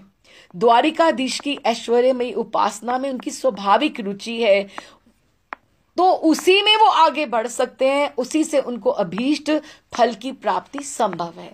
कि किसी को भी दुविधा में नहीं डालना, कि जो जहां भजन कर रहा है उसको उसके आगे ही बढ़ा देना। फिर उन्होंने कुशल सिंह जी की जब भजन बढ़ने लगा तो धीरे धीरे उन्होंने अपने वो जस्टिस पद से वो इस्तीफा दे दिया। संसार त्याग कर उन्होंने सोचा मैं साधु वेश करके मैं ये करूं, मैं आगे का ये द्वारिकाधीश का भजन तो करूं लेकिन साधु वेश। अभी हमें क्या सीख मिलती है, बाबा के पास उन्होंने आके अपना अभिप्राय प्रकट किया कि मुझे ऐसे साधु वेश करना है। बाबा ने निषेध करते हुए कहा, कहते भजन के लिए तुम्हें साधु बनने की कोई आवश्यकता नहीं है। क्या घर में भजन नहीं होता क्या? समय इतना खराब आ रहा है, कलयुग, हमारी गाड़ी तो खिंच गई, पर अब साधु वे सभी काम करेंगे जो गृहस्थी करते हैं। धन जुटाएंगे और मकान बनवाएंगे, कपड़े सिलाएंगे और आराम से बड़े बड़े आश्रम बनाएंगे। और ये बातें सही हैं, क्योंकि ये बातों में कितनी सच्चाई है कि घर में क्या रहकर एकांत भजन नहीं होता। आज तुम अपने घर की चिंता कर रहे हो, कल को तुम आश्रम और अपने शिष्यों की चिंता करोगे। तो इससे बेटर क्या है कि तुम अपनी फैमिली, जिसके साथ जो तुम्हारे स्वभाव को जानती है और जो आपको जानती है और जिनको तुम समझते हो, उनके भीतर रह के तुम भजन करो। कहते इसलिए घर पर रहकर भजन करना ही ठीक है। अगर तुम चाहो, तुम्हारे में निष्ठा है, विश्वास है, तो तुम निवृत्त होकर बिल्कुल तुम घर में ही रहकर भजन कर सकते हो। तुम्हें साधु होकर संन्यास लेने की कोई जरूरत नहीं है। और इस बात में कितनी सच्चाई है। बड़े बड़े आश्रम, उनकी प्रॉब्लम्स, उनकी सारी व्यवस्था, कितने झंझट हो जाते हैं। धीरे धीरे एक शिष्य हुआ, अगला हुआ, इतनी सब व्यवस्था करनी, सब कुछ कितना कठिन हो जाता है। कुशल सिंह ने वेश लेने का विचार त्याग दिया। अब हमें इनके दृष्टांत से ये सब बातें समझ में आई कि भजन घर पे रहकर भी हो सकता है। मन का दृढ़ होना और मन का एकांतिक भक्ति करना ज्यादा आवश्यक है, ना कि संन्यास लेना। और घर पे ही वो रहकर भजन करते, महीने 2 महीने बाद एक बार वृंदावन आते, बाबा से जो जो जिज्ञासा होती उसकी चर्चा और वो उनका समाधान कर देते। हरि सिंह जी के एक कुशल सिंह जी भी संबंधी थे, वे भी जयपुर स्टेट के जागीरदार थे। उनका भी पंडित बाबा में बहुत एकदम से निष्ठा हुई और अनुगत्य में भजन करने की इच्छा जगी, और उनकी भी मानसिक स्थिति कुशल सिंह जी जैसी थी। बाबा ने उन्हें उसी प्रकार से, जैसे उनकी रुचि थी, उसके तरह ही उनको आदेश दिया। हरि सिंह जी की नवविवाहिता पत्नी बहुत बीमार थी। बाबा ने बहुत, उसकी दुर्बलता थी, हॉस्पिटलाइज थी, मरणासन अवस्था में थी, लेकिन बाबा ने उस पर बहुत कृपा की और उसको ये बोला कि देखो, उसको बोलो कि अगर वो बात कर सकती है कि श्रीमद् भागवत का पाठ करे, वो बिल्कुल ठीक हो जाएगी। लेकिन उन्होंने, कुशल सिंह जी ने कहा कि वो तो ऐसी स्थिति में है कि वो पाठ कर ही नहीं सकती है। तो उन्होंने कहा, वो पाठ करने की शक्ति उसमें कहाँ है बाबा? तो उन्होंने कहा, अगर उसमें शक्ति नहीं है, तुम संकल्प करके तुम उसको सुनाओ और वो ठीक हो जाएगी। उसको केवल और केवल श्रीमद् भागवत की औषधि चाहिए। और उसका स्वास्थ्य सुधरने लगा। कुशल सिंह जी ने उनको भागवत सुनाने मात्र से उनका, इस तरह से उनका सारी की सारा स्वास्थ्य उनका ठीक हो गया। कोई दीक्षा के लिए आग्रह करता तो भी वो किसी और से दीक्षा दिला देते। ठाकुर कुशल सिंह जी को और हरि सिंह को के कई संबंधियों को उन्होंने उनकी रुचि के अनुसार, किसी को छुट्टन लाल जी भट्ट से दीक्षित करवाया, किसी को ग्वालियर के राजा जैसे माधव राज के बड़े भाई बलवंत आए तो उन्हें गोपीनाथ बाग के केशव दास जी से दीक्षा दिलाई, क्योंकि उनकी उधर रुचि थी। और बहुत से लोगों को पूछरी के बाबा माधव दास जी से दीक्षा दिलाई, कि अलग अलग के, और सारे के सारे उनको मानते थे। उस समय उनका इतना प्रभाव था। इस तरह से आगे बात बढ़ती गई। तो एक बहुत रुचिकर एक प्रसंग आता है कि श्याम कुटी में वो जब रहते थे तो एक बड़ी मनोरंजक घटना हुई कि वहां पे एक दिन कृष्णचंद्र जी की कोठी में के पास, वहां पे गोवर्धन की निकट, वहां पे वो रहते थे। तो वे बाबा के प्रति श्रद्धा रखते थे और उनका सत्संग किया करते थे। एक दिन उनकी पत्नी अपनी परिवार की एक और महिला के साथ उनके दर्शन श्याम कुटी में करने आई। ये बहुत एक सुंदर प्रसंग है और हमें इससे बहुत शिक्षा मिलती है कि हम साधु लोगों को, संत लोगों को हम क्या समझते हैं और वो कौन सी स्थिति पर होते हैं। अच्छा, अब वो परिवार की वो जो महिला थी, वो सेठ जी की वो थी, पत्नी थी। तो महिला के साथ वो जब दर्शन करने लाई तो उसको प्यास लगी। तो उन्होंने देखा आसपास तो में कोई तो पात्र भी नहीं था। तो देखा बाबा की कुटिया में पानी के नाम पर केवल एक पात्र है, सो भी रज का, और वो सबका, वो कब का पुराना एक जैसे करुआ सा रखा हुआ था। अब ये जो करुआ है बाबा का, ये बहुत रहस्यमय है। आप सच में मानना, बाबा उसको शौच के समय भी प्रयोग में लेकर आते थे और उसको धो पहुंच के उससे तुलसी जी पे भी जल देते थे और उसके साथ सूर्य को भी अर्घ देते थे और उसके साथ ठाकुर जी की भी सेवा करते थे। वो एक रज का करुआ था उनके पास और वो एक ही पात्र था। और हम लोग बड़े भाग्यवान होंगे कि जो उस करुआ के दर्शन कर पाए। वो कृपा सिंधु बाबा ने आज भी भागवत निवास में उसका संरक्षण में है। वो करुआ वहां पर है, रज का, तो वो वहां पर है, लेकिन एक ही पात्र था उनके पास।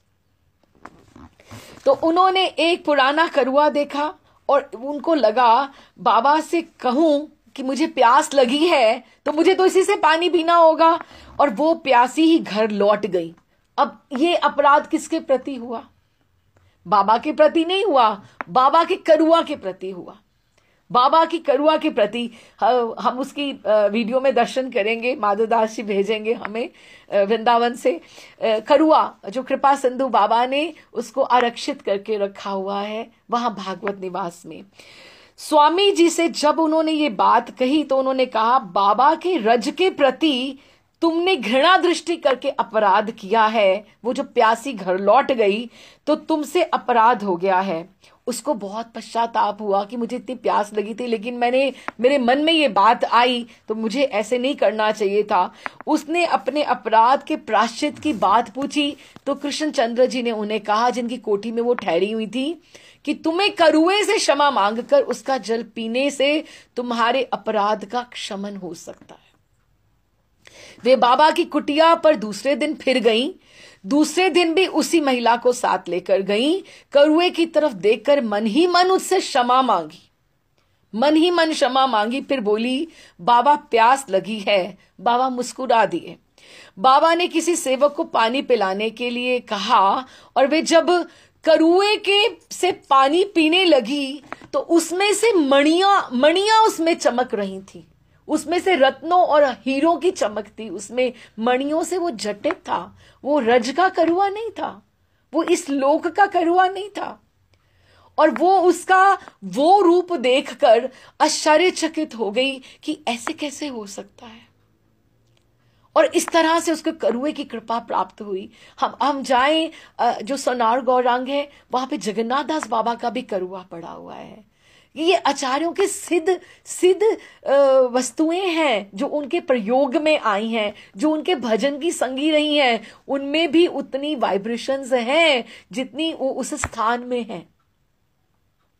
तो वो उन्होंने चमचमाते हुए उस चिन्हमय स्वरूप के दर्शन कर आश्चर्यचकित रह गई। अब आप देखिए ना, रैदास जी का जब प्रसंग आता है तो उनका तो वो रैदास जी का वो था ना, कठौता ही था ना, जिसमें वो चरम की वो जूतियों को वो टांका करते थे गीला करके चरम को। लेकिन गंगा जी का सब प्रसंग आता है ना कि गंगा जी का हाथ वो निकलता तो वहां से कंगन निकल आता है उसमें से, कि कठौता की मन चंगा तो कठौते में गंगा। इस तरह से कि एक वो सारा का सारा प्रसंग आता है कि एक बाबा आते हैं तो वो जाया करते थे कि रोज तुम यहाँ बैठे रहते हो तो तुम गंगा जी पे प्रणाम नहीं करते हो, हाँ गंगा जी पे स्नान नहीं करते हो। तो उन्होंने कहा उन्हें कि आप हमारा भी प्रणाम कर दीजिएगा। तो फिर उन्होंने जब वहां पे एक दिन जा रहे थे तो उन्होंने एक दो कुछ केले दे दिए कि आप हमारा भी प्रणाम कर लीजिएगा। तो जब उन्होंने वहां पे प्रणाम किया तो उसमें से गंगा जी का हाथ निकला और बोला, ये रैदास जी को एक कंगन दे देना। तो उनको लगा कि ये कंगन उसको कहाँ पता है कि कुछ गंगा जी ने कुछ दिया कि नहीं दिया। तो उसने अपनी पत्नी को दिया, पत्नी से राजा तक बात पहुंची। और जब वो अगली बार उसको वो जब ही उन्होंने कहा कि इसका दूसरा कंगन चाहिए तो कहां से घूमते घूमते बात सारी रैदास जी के पास आई कि ऐसे ऐसे मैंने केले अर्पण किए थे गंगा जी पे, तो देखो अब तुम दूसरा उसका पीस बना के दीजिए, क्योंकि ये तो जौहरी ने इस तरह से बना नहीं सकता इस तरह का कंगन, जो ये जगत की चीज है ही नहीं। अब ऐसा करुआ कहां से बन जाए या ऐसा कंगन कहां से बन जाए। तो कहते इसके लिए गंगा जी के पास जाने के लिए क्या आवश्यकता है। तो अपना कठौता ही था तो उन्होंने ऐसे ही हाथ निकाल के उसमें से, गंगा जी का हाथ निकाल के उसमें से ऐसे ही कंगन निकाल दिया। कि हम ये नहीं, ये स्थिति मानसिक स्थिति और भजन का प्रभाव है। तो करुआ जो है बाबा का अभी भी है भागवत निवास में, कृपा सिंधु बाबा ने उसको रखा हुआ है, उसका दर्शन करने चाहिए। तत्काल उन्होंने अपने मन ही मन बाबा के चरणों में समर्पित करते हुए कहा, एकदम से उनका मन जब उसे दर्शन किए करुए के, बाबा कछु भजन बताओ। बाबा ने कहा भजन बताऊं, कछु बताओ। तो उन्होंने कहा तू कौन से संप्रदाय की है। ये नहीं बोला मैं गौड़िए हूं तो तुम गौड़िए हो जाओ, ये नहीं बोला तुम कौन से संप्रदाय की। तो उन्होंने बोला मैं तो वल्लभ कुल संप्रदाय की हूं, पुष्टि मार्गी हूं। ये भी बहुत हंसी की बात है और कितना हमें बात समझने को मिलती है छोटे छोटे दृष्टांत, लेकिन उनकी जीवन चरित्र तो ऐसे ही चलेगा ना। तो उन्होंने ये कहा कि तुम वल्लभ कुल की हो तो तेरे संप्रदाय माऊ तो सबको एक ही मंत्र देते हैं। कहते क्या, कौन सा मंत्र? ठकुराइन ने साथ की महिला को इंगित किया और उसने कहा कि इसको मंत्र मिला है और इनको मिला है श्री कृष्णम शरणम मम। अब वल्लभीय में पुष्टि मार्गी में तो यही मंत्र मिलता है, श्री कृष्णम शरणम मम। तो जाई मंत्र जप्या करो। बाबा ने कहा जाई मंत्र जप्या करो। फिर भी उन्होंने अपने मुंह से नाम नहीं दिया उनको बोला कि जाई मंत्र जपा करो। ठकुराइन घर गई तो ठाकुर साहब को सारा वृत्तांत सुनाया और बोली अब बताइए क्या करूं? बाबा ने वही मंत्र दे दिया जिसमें आपको नाम है, उसके हस्बैंड का जो नाम होगा वो तो कृष्ण नाम होगा। तो अब पुराने जमाने में तो पति का नाम नहीं लेते थे। तो उन्होंने कहा अब मैं कैसे जपूं? अब ठाकुर साहब बोले अब मैं क्या इसका समाधान बोलूं, तुम जाओ और बाबा से पूछो कि तुम क्या बोलो। वे फिर बाबा के पास गई और बोली बाबा आपने मंत्र तो बतायो पर वहां में तो चंपो के चाचा का नाम है। इस तरह से बोला, चंपो के चाचा का नाम है, वाह को जप मैं कैसे कर सकूं? पुराने जमाने में नहीं लेते पति का नाम। तो चंपो उसकी लड़की का नाम था और वो उसके चंपो के चाचा बोलती थी इस तरह से। बाबा ने कहा ना ही कर सके तो कितने, आप मानिए कितने सिद्ध बाबा पूरे शरण से, जहां 5 साल की उम्र में जिन्हें गोविंद देव जी की कृपा मिली, जिनको कंचे खेल रहे हैं उनके साथ, पूरे शरण से उनको मिल रहा है और इतने सरल और कितना अधिकार और कितनी अथॉरिटी। क्या बोले, ना ही कर सके तो कृष्ण की जगह चंपो के चाचा का नाम ही ले लिया कर, कि वही नाम ले लिया कर, चोखो बाबा, चोखो यही अच्छा। चंपो के चाचा शरणम ममा, चंपो के चाचा शरणम नमा। ये तो मैं खूब जप लूंगी, सारा दिन तो बोलती रहती हूँ चंपो के चाचा। ये तो मेरा मंत्र यूं ही चल जाएगा, चंपो के चाचा शरणम नमा। भोली ठकुराइन ने प्रसन्न होके, उसको तो वैसे ही खरुआ की भी कृपा प्राप्त थी और बाबा की भी आज कृपा प्राप्त हो गई। ठाकुर साहब को इसका पता लगा कि ये नाम क्या दे दिया, ये मंत्र कौन सा दे दिया। तो उन्होंने आप देखो अधिकार की बात है, अथॉरिटी की बात है। तो उन्होंने गौरांग दास बाबा जी और प्रिया शरण बाबा जो पास में रहते थे उनको जाके बोला ये अब बाबा ने नया मंत्र कहां से बना दिया। इसकी चर्चा की, सब मिलकर खूब हंसे, पर किसी ने ठकुराइन से नहीं कहा, क्योंकि अब वो तो सारा दिन चंपो के चाचा शरणम नमा ही कर रही है, तो उसको नहीं बोला कि उसके मन में नहीं ऐसे बात आई। उन्होंने सोचा सिद्ध बाबा का दिया मंत्र है कि इतना अधिकार था, ठकुराइन श्रद्धा पूर्वक इसका जप कर रही है, अब बीच में वो अड़ंगा लगाने वाले डालने वाले कौन होते? और आप मानिए वो उसी से सिद्ध हो गई, ठकुराइन उसी नाम से सिद्ध हो गई। अब देखो, अब बहुत से नाम हैं, आप प्यार से आप ठाकुर जी के दर्शन करो, कितना आनंद आया। तो आपने बोला आहा, अरे वाह, अब ये नाम तो गोपाल सहस्त्र नाम में है ही नहीं, अब ये तो विष्णु सहस्त्र नाम में है ही नहीं, लेकिन ठाकुर जी के नाम के सामने एक जो आपको आनंद आया तो उनका नाम आहा, अरे वाह।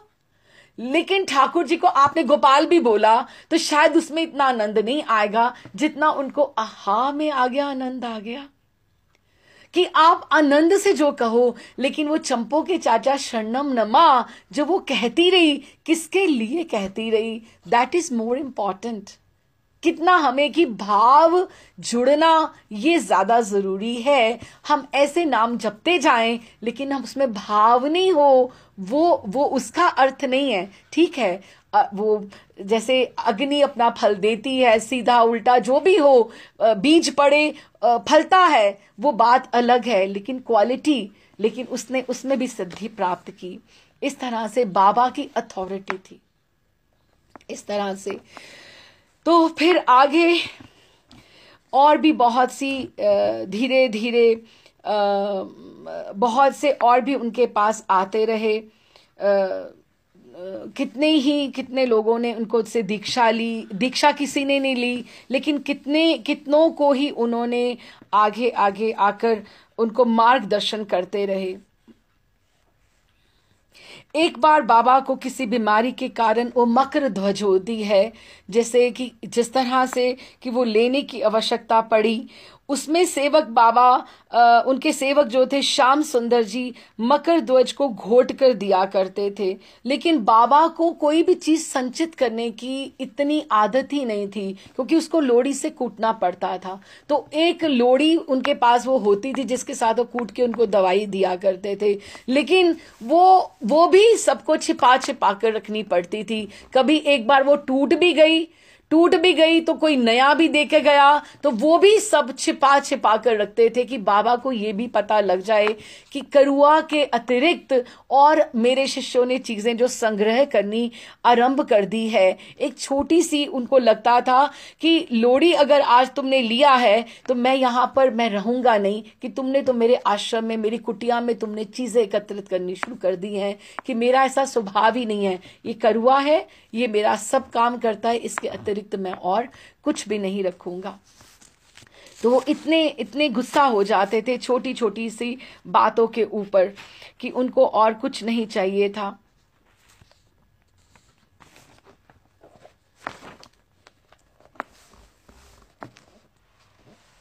लेकिन वो ब्रिजवासी के छोड़ अन्य किसी भी प्रकार से कोई भी अगर ठाकुर सेवा के लिए कोई उनको चीज देता था तो वो ठाकुर जी की सेवा के लिए अंगीकार नहीं करते थे। एक बार कभी किसी ने कुछ जैसे चंदन की लकड़ी रखी तो उन्होंने कहा, नहीं ब्रिजवासी आप नहीं हो तो मैं आपसे कोई भी सेवा नहीं ले सकता, क्योंकि ही हमारी परिपाटी ही नहीं है कि जिस तरह से कि अगर आप यहाँ के नहीं हो तो मैं आपसे कुछ नहीं ले सकता हूं। अभी जो ब्रिजवासी नहीं है उनसे वो कुछ भी ग्रहण नहीं करते थे। अच्छा, अब ऐसा क्या था कि एकादशी के दिन बाबा और उनके आश्रम में जो भी रहते सब निर्जला व्रत करते थे। उनका एक ऐसे था कि निर्जला ही व्रत करना है उन्होंने एकादशी वाले दिन, और द्वादशी के दिन किसी ब्रिजवासी के यहाँ से प्रसाद आ जाता था और वही सब लोग ग्रहण कर लेते थे, क्योंकि एकादशी को वो लोग मधुकरी के लिए नहीं जाते थे, उनका नियम था। लेकिन क्या हुआ कि एक बार द्वादशी के दिन दोपहर के 3 बज गए तो प्रसाद कहीं से नहीं आया। अब देखिए, एक दिन तो पूरा दिन निर्जला का व्रत हो गया और दूसरे दिन चलो पानी पी लिया, लेकिन प्रसाद कहीं से नहीं आया, और मधुकरी तो संध्या में ही जाते हैं। तो उसी समय 4 आदमी आए और बिहारी जी के भोग की बहुत सी, एक पीपा में रबड़ी और बहुत सी पूरी कचौड़ी आदि लेकर आए। कृपा सिंधु बाबा से बार बोले, ये हरगुलाल जी ने भेजा है। ये जो हरगुलाल जी हैं ये बहुत बड़े सेठ हुए हैं, और आप मानिए उन्होंने इतना दान किया है। बिहारी जी के बंगले, बिहारी जी के भोग आज तक उनको लगते हैं। उनकी अभी उनको गए भी 50-60 साल से ऊपर हो गए हैं, लेकिन आज तक भी उनकी तरफ से हम जब भी आनंदी भाई का चरित्र पढ़ेंगे तो फिर उनके चरित्र में भी इनका हरगुलाल जी का गान आएगा। तो ये हरगुलाल जी की सेवा अभी तक चलती है, बिहारी जी, और उन्होंने और भी बहुत सारे मंदिरों की सेवा की। उनकी संतान नहीं थी, उन्होंने अपना एक ट्रस्ट बना के सारा का सारा बिहारी जी के मंदिर के मेन उनका बिहारी जी। तो उन्होंने कहा क्या कि ये जो प्रसाद है ये हरगुलाल जी ने भेजा है। ये बात आया तो वो बिहारी जी से, लेकिन उन्होंने ये 4 लोगों ने ये कहा। अब भूख के मारे तो सारे मुरझाए जा रहे थे, स्वाभाविक है।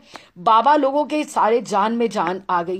कृपा सिंधु बाबा ने कुटिया के भीतर जाकर बाबा से कहा, बाबा आज ये बार आप पहले प्रसाद पा लीजिए, आप व्रत खोलिए। हरगुलाल सेठ जी ने पूरी रबड़ी आदि बहुत सा सामान प्रसाद भेजा है। बाबा ने सीधा ही बोल दिया, लौटा दो। सेठ हरगुलाल जी को तो मार्मिक कष्ट हुआ, क्योंकि वो तो भक्त थे, बिल्कुल भक्त थे। वे एकदम से उनको जब लगा, और बाबा भी सब, क्योंकि अब बाबा को गुस्सा चढ़ गया तो उन्होंने तो बिल्कुल स्वीकार ना खुद करना है ना किसी कैसे उनके शिष्य भी कैसे पा लेते। अब तो अगले दिन का भी व्रत हो गया उनका जैसे। तो वो एकदम से जब वापस प्रसाद गया तो बाबा के पास हरगुलाल जी उस समय थे, वो थे वहां पे। तो वो आए तो उन्होंने कहा, बाबा आपने बिहारी जी का प्रसाद कैसे लौटा दिया? तो बाबा जी ने कहा, बिहारी जी का प्रसाद कहाँ, तुम्हारे आदमी आए थे और उन्होंने बड़े अभिमान से बोला हरगुलाल जी ने ये भेजा है। हरगुलाल जी तो ब्रजवासी थे ही नहीं, उनके नाम से आई सामग्री को मैं कैसे ले लेता? बाबा हर किसी मंदिर के ठाकुर का प्रसाद भी नहीं ग्रहण करते थे। आप मानिए, इतना नियम उन्होंने रखे थे। विशेष रूप से उन मंदिरों का प्रसाद भी नहीं लेते थे जहां किसी राजा या विषयी आदमियों के द्रव्य से वहां पे सेवा होती हो, क्योंकि धन, चाहे वो मंदिर में बहुत से ऐसे दृष्टांत आते हैं कि ठाकुर जी तो सब पचा सकते हैं, ठाकुर जी सब पचा सकते हैं, लेकिन अगर अगर वो भोग किसी विषय के अन्न का लगा, विषय के अन्न का लगा है, तो उसको कणिका मात्र लेकर प्रणाम कर देना चाहिए। आपको वहां पे पूरा पूरा भर पेट प्रसाद नहीं पाना चाहिए। वो किस भावना से लगा है, वहां पर किस तरह से है, वो सारा आपकी वृत्तियों के ऊपर आपको खुद पता लगेगा कि आपका भजन जो है वो नष्ट हो रहा है उससे। तो ठाकुर कुशल जी इस तरह से फिर उन्होंने जब कहा कि नहीं ये बिहारी जी का है, तो फिर उन्होंने बिहारी जी का प्रसाद है क्षमा याचना की कि बिहारी जी का अरोगा हुआ है। बड़े विनम्र थे और हरगुलाल जी बहुत बहुत बड़े भक्त हुए हैं, तो उन्होंने उनको बोला बाबा को, तो फिर बाबा ने स्वीकार किया। इस तरह से ठाकुर जी एक बार जयपुर से गोविंद देव जी का प्रसाद और उनकी प्रसादी माला लेकर आए, तो बाबा ने प्रेम से धारण की और बाकी प्रसाद एक कणिका लेकर बाकी वैष्णवों में बांट दिया। कुशल सिंह जी ने को कहा, अभी तुम कभी मत लेकर आना, गोविंद देव जी का प्रसाद गोविंद देव जी ही हजम कर सकते हैं। कि उनमें इतना इंसाइट थी कि ये कहाँ का प्रसाद है, ये कहाँ किसने भोग लगाया हुआ है, कि विषय का अन्न नहीं खाना चाहिए। अब राजऋषि वनमाली राय, बहुत सुंदर उनका भी चरित्र है। उनके विनोदी ठाकुर हैं, विनोदी ठाकुर हैं अटल्ला चुंगी से इधर करके पहले उनका मंदिर आता है बहुत, राजऋषि वनमाली राय। तो विनोदी राय ठाकुर जमाई उनको बोलते हैं, उनकी बेटी ने ब्याह किया था उनके साथ, तो वो प्रसादी उनका उन्होंने भेजा वनमाली राय ने, तो उसकी भी एक कणिका ली उन्होंने और बाकी वितरण कर दिया। क्यों? क्योंकि ये वनमाली राय है, ये जागीरदार है, इसका नहीं मैं लूंगा। तो विनोदी लाल जी ठाकुर बाबा के स्वप्न में आए, तो उन्होंने कहा, अरे बाबा हमने इतने स्नेह से, और वो ठाकुर इतने बड़े हैं, मतलब इतने मानिए बहुत सुंदर सुंदर लीलाएं आती हैं। वो ठाकुर जी हुक्का भी पिया करते थे, रात को गुड़गड़ाहट की मंदिर में से, ऑल्टर में से, गर्भगृह से आवाज आया करती थी। वो विनोदी ठाकुर, उनको जमाई ठाकुर बोला जाता है। तो उन्होंने, विनोदी लाल जी ने कहा, तूने हमारा प्रसाद क्यों नहीं लिया? ये जायदाद तो मेरी है, मेरे नाम है। ठाकुर विनोदी लाल जी के नाम कुछ संपत्ति लिखी हुई थी और उसी की आय से उनका भोग लगा करता था, ये जागीरदारी से उनका भोग नहीं लगता था। जब रात को बाबा के स्वप्न में विनोदी ठाकुर आए, तो दूसरे दिन बाबा ग्वाल पोखरा से पैदल चलकर वृंदावन में विनोदी लाल के मंदिर की ओर आए और भर पेट विनोदी लाल जी का प्रसाद ग्रहण करके तृप्त और धन्य हुए और उनकी कृपा की याचना की कि मुझसे अपराध हुआ, कि he was so particular on these things. हमें ये इन बातों से, दृष्टांतों से ये पता लगता है कि हमें हर जगह का नहीं खाना चाहिए। अपना जितना अधिक हो, अपने ठाकुर जी का भोग प्रसाद, वही रसोई की जैसा अन्न वैसा मन। ये सीधी सी बात तो यही आती कि जैसा अन्न वैसा मन, और जैसे मन हम लेंगे वैसी हमारा एनर्जी लेवल आगे बढ़ेगा। तो इस तरह से उन्होंने उसके बाद फिर कभी उनको विनोदी लाल जी को शिकायत करने का अवसर नहीं दिया। जब जब वो उनके मन में आता था, वो विनोदी लाल ठाकुर जी का प्रसाद पाया करते थे। एक बार ऐसे ही राजा बलवंत राय आए और उन्होंने अपनी माँ के 6 लाख रुपए के आभूषण देकर पंडित बाबा को दिए और पंडित बाबा को बोला कि आप इनसे कोई भी चाहिए तो आप इस धन से आप कुछ भी सेवा कर सकते हैं। 6 लाख के आभूषण उनको दिए, लेकिन बाबा ने कहा कि इससे धन को स्पर्श करने से भी उनका अनिष्ट होगा और वैष्णवों का अनिष्ट होगा। और वो समझ गए कि ये बाबा इनके पैसे स्वीकार नहीं करेंगे। उस समय 6 लाख बहुत होते थे, तो उन्होंने कहा आप किसी और को दे दीजिए। तो वो आभूषण वापस ले गए और उन्होंने वृंदावन में ग्वालियर मंदिर का निर्माण किया। कि ऐसे बहुत से राजा लोग थे जो उनकी सेवा में तत्पर थे, आना चाहते थे, लेकिन बाबा ने ना कोई आश्रम बनाया, ना उन्होंने कैसे भी किसी प्रकार की सेवा स्वीकार की। कोई कानपुर की सेठ की पत्नी भी आई और कुछ लाख रुपए लेकर उन्होंने कहा मंदिर का निर्माण बनाने के लिए। तो उन्होंने उनको बोला ये उड़िया बाबा को आप दे दीजिए, वो एक आश्रम बना रहे हैं, मंदिर बना रहे हैं, उनके काम आ जाएगा। तो उन्होंने उड़िया बाबा का मंदिर वहां बन गया, तो उन्होंने उनको उधर डायरेक्ट कर दिया। इस तरह से और भी बहुत, कभी कोई अशरफी लेकर आ रहा है, कभी कोई आ रहा है, तो इस तरह से उन्होंने किसी भी के भी पैसे स्वीकार नहीं किया, कभी भी पैसे स्वीकार नहीं करते थे, क्योंकि उनका दैन्यता उनमें इतनी थी कि तृणादपि सुनिचेन की वो सजीव मूर्ति थी, सबको उचित सम्मान करते थे, लेकिन अपने चरण भी किसी से स्पर्श नहीं करवाते थे किसी ने। लेकिन एक बार किसी को ऐसी व्याधि हो गई, किसी को पेट में दर्द जाता नहीं था, तो उनको किसी ने बोला कि आप पंडित बाबा की अगर आप चरण रज ले लोगे तो आपकी ये व्याधि ठीक हो जाएगी। लेकिन बाबा तो चरण भी किसी से स्पर्श नहीं कराते थे। तो फिर कृपा सिंधु बाबा ने कहा कि ये जब मधुकरी के लिए जाएं तो आप जब चले जाएं तो आप इनके चरण रज की आप तब ले लें, तो तब आपके अगर आप में मन में निष्ठा है तो तब आपका इससे स्वास्थ्य लाभ हो गया। और वो मानिए उसको इस तरह से वो ठीक भी हो गया। कि वैसे भी मुझे लगता है महर्षि भी यही कहा करते थे कि आगे बढ़ बढ़कर एकदम से सबके चरण छूना, और ये चरणों की महिमा है, लेकिन चरण रज की महिमा उससे अधिक है। कि किसी इस बात से किसी को कष्ट हो तो इससे अच्छा है जहां पे संत चले जाएं, चल के निकल जाएं, तो वो चरण रज अपने मस्तक पर धारण कीजिए, वो उससे अधिक लाभदायी है। कि किसी को कष्ट नहीं होना चाहिए किसी भी बात से। तो इस तरह से और बहुत से बाबा की भजन पद्धति लीला, अब उनकी ये तो उनके जीवन में जो जो आते गए उनके दृष्टांतों से हम समझे। अब उनका किन किन चीजों में एकदम से आवेश था, हम उनके जीवन के जो प्रसंग हैं, जो मेन उनका एसेंस है, वो समझें।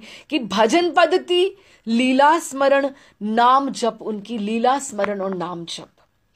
और शेष रात्रि में भी वो 2 बजे उठकर लीला स्मरण करते, पर नाम जप उनकी जीवन धारा का स्वाभाविक अंग बन गया था। आप इतना उनका नाम जप कि जब भी ये नाम जप, ये जो उंगली होती है, ये जो बाहर होती है तर्जनी माला से बाहर होती है ना, तो जब वो प्रसाद भी पाया करते थे तो ये उंगली ऐसे ही रहती थी। और जब उन्होंने शरीर भी छोड़ा तो ये उंगली उनकी ऐसी ही मुड़ी रही कि इसको ये मुड़ी ही नहीं, ये तर्जनी जो थी वो मुड़ी ही नहीं, कि उनका भाव ही भजन करते करते ऐसा हो गया था कि उनकी अंगुली जो थी उनकी झोली से बाहर सीधी रहती थी। जप करते करते वो ऐसी हो गई थी कि ये मुड़ ही नहीं पाती थी। प्रसाद पाते हुए भी वो इसका प्रयोग नहीं करते थे, वो ऐसे ही प्रसाद पाते थे कि वो इतना अभ्यस्त हो गए थे कि ये इस तरह से उनको रहता था। तो एक बार किसी ने पूछा कि कली में नाम जप का इतना महत्व क्यों है, एकदम से किसी ने पूछा उनसे, तो उन्होंने उत्तर दिया क्योंकि कली काल में यज्ञ नहीं हो सकता, क्योंकि द्रव्य ही शुद्ध नहीं है। जब जो सामान होता है वो ही शुद्ध नहीं है तो यज्ञ कैसे होगा। योग ज्ञान आदि से भगवत प्राप्ति हो नहीं सकती, क्योंकि जन्म ही शुद्ध नहीं है, जनेऊ संस्कार नहीं हुआ है, उपनयन संस्कार नहीं हुआ है, ब्राह्मण दीक्षा नहीं हुई है, तो इस तरह से शुद्धि कैसे होगी। और पूजा अर्चना से भी फल की प्राप्ति मुश्किल होती है, क्योंकि हम अपराध कितने कर देते हैं और उसमें विधि निषेध है। पूजा अर्चना में केवल नाम से ही चरम फल की प्राप्ति संभव है, क्योंकि उसमें विधि निषेध नहीं है। आप नाम जप कभी भी, कैसे भी, किसी भी अवस्था में कर सकते हो। कलयुग केवल नाम आधारा, सुमर सुमर नर उतरे पारा। तो इस तरह से उन्हें नाम की और नाम की महिमा में या उनका लीला चिंतन में प्रवेश था। गंभीर रूप से वो बहुत बार बीमार हुए, लेकिन वो प्रभु से प्रार्थना करते तो उन्हें तनिक भी कष्ट ना झेलना पड़ता। लेकिन वो अपने लिए उन्होंने कभी प्रार्थना भी नहीं की। उन्होंने जो लगा कि जो मैं अगर प्रभु को मैं जैसे याद कर रहा हूं, मुझे ये नहीं कहना कि मेरा प्रारब्ध तुम कोई काट दो। इस तरह से पंडित बाबा 80 वर्ष के हो गए और उनकी दुर्बलता बढ़ती जा रही थी। फिर भी वो भजन संबंधी सारे नियमों का पालन विधिवत उनका चलता था। विधिवत कि जैसे 2 बजे रात को उठना, 2 बजे तक, 2 से 2 बजे तक भजन करना, नित्य मधुकरी को जाना, नित्य गोविंद देव जी के दर्शन करना, एकादशी आदि तिथियों पर निर्जला व्रत रखना, आचार्यों की तिथि पर भी कोई पानी हो, तूफान हो, कुछ हो, उनकी समाधियों पे, जैसे सनातन गोस्वामी की है तो उनकी समाधि तिथि है, उनका तिरोभाव है, तो उनकी समाधि पर जाना ही जाना है, चाहे वो बारिश है या कुछ है। उनका दर्शन करके जाके उनका दंडवत प्रणाम करना, वहां पे अपनी हाजिरी देना। तो ये जो उनके नियम थे वो एकदम से चलते ही रहे 80 वर्ष की तक आयु में। धीरे धीरे मधुकरी का जो मार्ग था, ये अब हम बिल्कुल उनके प्रयाण की जो लीला है उसकी तरफ बढ़ रहे हैं कि 80 वर्ष के हैं बाबा, दाऊ जी की बगीची में जहां पे रहते थे वहां पे रह रहे हैं, लेकिन उनके नियम, उनके पूर्णता वैसे ही चल रहे हैं। लेकिन अभी मधुकरी का जो मार्ग था वो कम हो गया, अब वो नहीं जाते थे। अंत में दुर्बलता इतनी बढ़ गई कि नियम रक्षा के लिए वो मधुकरी के लिए जाना उनका संभव ना रहा, तो दाऊ जी की बगीची के फाटक तक भी वो नहीं जा पाते। तो इस तरह वो अन्य बाबा के द्वारा लाई गई मधुकरी के 2-1 टूक ले लेते। जब वो स्वयं मधुकरी के लिए ना जा पा रहे थे तो उन्होंने अन्न त्याग दिया कि अब मैं अगर खुद मधुकरी नहीं कर रहा हूं तो मुझे अन्न भी नहीं ग्रहण करना है।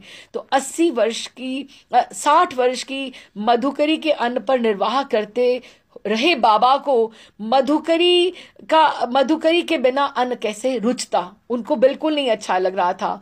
पर अब शिष्यों के आग्रह के ऊपर उनका सेवा भाव देखते हुए उन्होंने अन्न तो नहीं ग्रहण किया, फलों का रस लेने लगे थोड़ा थोड़ा। निरंतर तख्त पर लेटे रहते। कुटिया से बाहर जाना होता तो सेवक उनको तख्त ही बाहर लेकर आते कि कभी धूप में लेकर आना है, कभी छाया में करना है। लेकिन उनके मन में, अवस्था में अभी तक ऐसे दुर्बलता नहीं आई, जैसे उनमें पहले जैसे सफुर्ती थी। लेकिन नाम जब उस समय भी चलता रहता। कभी कभी वो हंसी मजाक भी कर लेते। जब वो तख्त उठाकर लेके जाते उनके शिष्य तो वो कहते राम नाम सत्य है, राम नाम सत्य है। लोग इसको निरा विनोदी समझते, लेकिन बाबा इंगित कर रहे थे कि अब मेरा समय आ गया है, अंत समय निकट होने का संकेत वो कर रहे थे। उनकी अस्वस्थता का समाचार प्राप्त करके कुशल सिंह जी और हरि सिंह जी, उनसे बहुत उनका लगाव था। वो एकदम से जयपुर से आए, हर संभव उन्होंने चिकित्सा की व्यवस्था की। कलकत्ते से भी वैद्य को बुलाया गया। बाबा के जो गले में तकलीफ थी उसके लिए उन्होंने कहा कि गूलर की छाल वो उनको से अगर वो गर्म पानी पिए तो उनको वो हो जाएगा। लेकिन इतने वो निष्ठ थे वृंदावन के कि उन्होंने कहा वृंदावन के किसी पेड़ की छाल तुम मेरी स्वस्थता के लिए नहीं छीलोगे। उन्होंने इतना कहा, निषेध कर दिया। और फिर उसके लिए बाहर से दिल्ली, मथुरा या किसी और स्थान से अगर छाल लेकर आए, क्योंकि वृंदावन के वृक्ष का मर्म न जाने कोई, डाल डाल और पात पात श्री राधे राधे होए, कि वहां हर पत्ते में, कण कण में, वहां पे हर डाल में, हर वृक्ष में किस संतों का वास है आप नहीं कह सकते। इसी बीच बाबा ने आज्ञा दी कि गोवर्धन के निकट श्री गदाधर दास बाबा जी को बुलाकर अष्टकालीन लीला कीर्तन करने की। 1 मास पर्यंत उनका कीर्तन होता रहा। तो वो अष्टकालीन वो लीला स्मरण चिंतन में ही वो उनका आवेश लेने लगा। ठाकुर कुशल सिंह जी, हरि सिंह जी जयपुर वापस चले गए, लेकिन जाते समय वो हरि सिंह बाबा जी को उनको बोल गए कि आप हमसे मिले बिना नहीं जाएंगे। उनको बोल के गए, हम जा तो रहे हैं, हम यहाँ पर रहकर अभी नहीं इस तरह से रहना चाहते, लेकिन आप हमें सूचना जरूर दीजिएगा। कृपा सिंधु बाबा को बोल के गए। तो एक दिन संध्या समय प्रायः सभी बाबा के प्रियजन उन्हें घेर कर बैठे हुए थे। पंडित बाबा ने कहा, देखो अब ये जाते समय जो उनके निर्देश थे, जो जो उन्होंने पालन किया, संचितनी की कोई चीजें, सांप्रदायिकता का आग्रह नहीं रखा, ब्रजवासियों से ही सब वो ग्रहण करते थे, विषय का अन्न नहीं खाते थे, ये सब बातें उनके चरित्र से हमें समझनी चाहिए। अब उन्होंने निर्देश दिया अपने शिष्यों को। क्या दिया? संध्या समय जब सब बैठे तो उन्होंने दाऊ जी की बगीचे में कहा, बाबा ने कहा, देखो मेरा शरीर रहे या ना रहे, आप सब यहां मत रहना, ये दाऊ जी की बगीची छोड़कर चले जाना। किसी ने पूछा तो आपकी समाधि, इसीलिए देखो कृपा सिंधु बाबा ने भागवत निवास की स्थापना की। दाऊ जी बगीची अब वृंदावन शोध स्थान है, उसके फ्रंट में पीछे दाऊ जी की बगीची है। लेकिन अगर वो चाहते तो वहां भी तो रह सकते थे, लेकिन पंडित बाबा का ही आदेश नहीं था, इसलिए भागवत निवास की स्थापना हुई। किसी ने पूछा तो बाबा आपकी समाधि, उन्होंने कहा समाधि समाधि कुछ नहीं, तुम लोग जो भजन करोगे, मेरी वाणी के ऊपर चलोगे, यही मेरी समाधि होगी। उन्होंने आदेश दे दिया कि तुम्हारा भजन ही मेरी समाधि है। और उन्होंने कहा आपके तिरोभाव का उत्सव भी नहीं, उस तिथि को सब तुम मधुकरी करके ले आना और एक जगह बैठकर ठाकुर जी को पहले भोग लगाना और पा लेना। मैं अपने गुरु की तिथि पर कहते ऐसे ही उत्सव करता था। एक दिन पहले मैं किसी ब्रजवासी को कह देता, थोड़ा सा हलवा बना लेना, भोग ना लगाना, मेरे गुरु जी की कल तिथि है। हलवा जाकर यमुना जी पे ले जाता, तुलसी छोड़कर गोविंद को वहीं भोग लगाता और गुरु को निवेदन करके वहीं बच्चों में बांट देता। कितना सीधा और सहज रास्ता है, बिल्कुल इतना तामझाम नहीं, कोई इतना उत्सव नहीं, कोई कुछ नहीं, कि वो सरलता सहजता में ही उन्होंने पूरा का पूरा जीवन रहे। कोई आश्रम नहीं बनाया, कोई कुटिया नहीं, इस तरह से कहीं नहीं, बिल्कुल शिष्य ही नहीं बनाया जिन्होंने आगे का बिल्कुल कि कोई मेरा आगे आके कोई नाम कोई लेकर जाए। फिर अपने आश्रम के नई उम्र के साधकों की तरफ देखते हुए बोले, जो छोटे छोटे बच्चे थे, तुम विषयों से बचना, तुम दूसरों के संग का अपना प्रभाव देखना कि कुछ नहीं होना चाहिए, और अपना भजन की रक्षा करना। अगर तुम्हारा संग दूषित हो गया तो सब दूषित हो जाएगा। संग के ऊपर उन्होंने बल दिया। दूसरे दिन राधाष्टमी थी, बाबा का निर्जल व्रत था। कृपा सिंधु बाबा को बुलाकर उन्होंने कहा, मेरा गला सूख रहा है, थोड़ा पुराने घी की मालिश कर दो। जल नहीं मांगा, घी की मालिश कर दो, इस तरह से, क्योंकि गला सूख रहा है। हाँ, तो उन्होंने बोला, कृपा सिंधु ने बोला, बाबा आप थोड़ा पंचामृत ही ले लीजिए, कि वो तो पंचामृत है, आपका शरीर बहुत दुर्बल है। नहीं नहीं रे, तो बाबा एक टुकड़ा मिश्री का ले लीजिए। तो बाबा बोले, तेरे मैं हाथ जोड़ूं, मेरा व्रत मत तोड़े। कि इतने बीमार होने के बावजूद भी उन्होंने व्रत की रक्षा की। एकादशी के अब अष्टमी, राधा अष्टमी हुई, उसके बाद तो एकादशी आएगी 2 दिन के बाद। तो एकादशी के दिन फिर निर्जला व्रत। फिर कृपा सिंधु बाबा और प्रिया शरण आदि ने कुछ लेने के लिए आग्रह किया, तो बाबा ने फिर हाथ जोड़कर मना कर दिया और व्रत ना तोड़ने का अपना संकल्प, प्राण की बाजी लगाकर भी वो स्थिर रहे। इतनी दृढ़ता, इतनी दृढ़ता। 2-3 दिन के बाद उन्होंने कृपा सिंधु बाबा से कहा, अष्टमी और एकादशी जाने के पश्चात कहा, कुशल सिंह और हरिदास को तार देके बुला लो। जब उन्होंने ये कहा तो कृपा सिंधु का दिमाग ठनका कि ये जो तार देके बुलाने के लिए बोल रहे हैं बाबा, अब हमें प्रयाण की तैयारी है। कृपा सिंधु ने सोचा करूं कि ना करूं, पर उन्होंने फिर भी, बाबा ने अगले दिन फिर पूछा, तार दिया है? तो उन्होंने कहा हाँ मैंने तार दे दिया है। लेकिन उसके बाद बाबा मौन हो गए, वे समाधिस्थ रहने लगे। तार भेज दिया गया था। द्वितीया के दिन एकादशी गई, पूर्णिमा आ गई, या जिस तरह से भी था, तो द्वितीया के दिन ना वो थी द्वितीया के दिन वे एकदम बोल पड़े, बच्ची। कृपा सिंधु को बच्ची बोलते थे ना, क्योंकि वो उनको मंजरी स्वरूप की उनकी याद दिलाते थे। बच्ची देख, प्रिया प्रियतम आ गए हैं। हाँ, कृपा सिंधु ने बाबा ने पूछा, बाबा प्रिया प्रियतम अकेले हैं या आपका मंजरी स्वरूप भी साथ में है? देखो, एक साधक की दो देह होती है, एक हमारी जो ये मटेरियल बॉडी है और एक सिद्ध देह। और हमारी तो क्या क्या होगी, लेकिन जो सिद्ध परिकर है, जैसे हमारे गुरुदेव भी हैं, एक उनका नाम है इस जगत का, और एक वो जो मंजरी स्वरूप में है, सेवा में है, एक उनका वो नाम है, और उनकी सिद्ध देह है, वो छोटी सी मंजरी के रूप में प्रियालाल जी की सेवा में अवस्थित है। तो वो उन्होंने पूछा कि आपका सिद्ध स्वरूप, मंजरी स्वरूप भी साथ में आया है, क्योंकि उन्हें लगा था कि बाबा आए हैं तो वो उसी में प्रवेश कर जाएंगे। तो बाबा ने ऐसे एकदम से सिर हिला दिया, हाँ मेरा सिद्ध स्वरूप भी है। तो उन्होंने पूछा, बच्ची ने, कृपा सिंधु बाबा ने, क्या गौर महाप्रभु भी हैं? थोड़ी देर चुप रहकर बोले, हाँ। उनकी मानसिक स्थिति कैसे थी? हाँ, महाप्रभु भी हैं।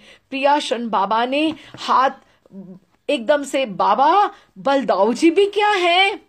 उनका अर्थ था नित्यानंद बाबा की तरफ। तो बाबा धीरे से बोले, ना, बलदाऊ यहां कहां? वो कहकर वो चुप हो गए। चतुर्थी के दिन चेतन अवस्था में उन्होंने कहा, बच्ची चलो बाहर रज का चबूतरा बनाओ और मुझे वहां अवस्थित कर दो। कि एकदम से उन्हें एकदम से एक एक क्षण का पता था। जैसे हमने ललित किशोरी, ललित माधुरी जी का चरित्र का गान किया था, लखनऊ के जो शाह कुंदन लाल और फुंदन लाल शाह बिहारी मंदिर के, उन्होंने रज का चबूतरा बनवाया था। वृंदावन के प्रति इतनी आस्था, उनको भी बिल्कुल अंकित था। बच्ची रज का चबूतरा बनाकर मुझे वहां लिटा दो। बाबा के मुख से जब ये शब्द सुने, सबके तो मानो प्राण उड़ गए, क्योंकि है बाबा हैं सबके पास, तो फिर भी उन्हें आश्चर्य था कि नहीं, हमारे माता पिता गुरु हमारे पास हैं।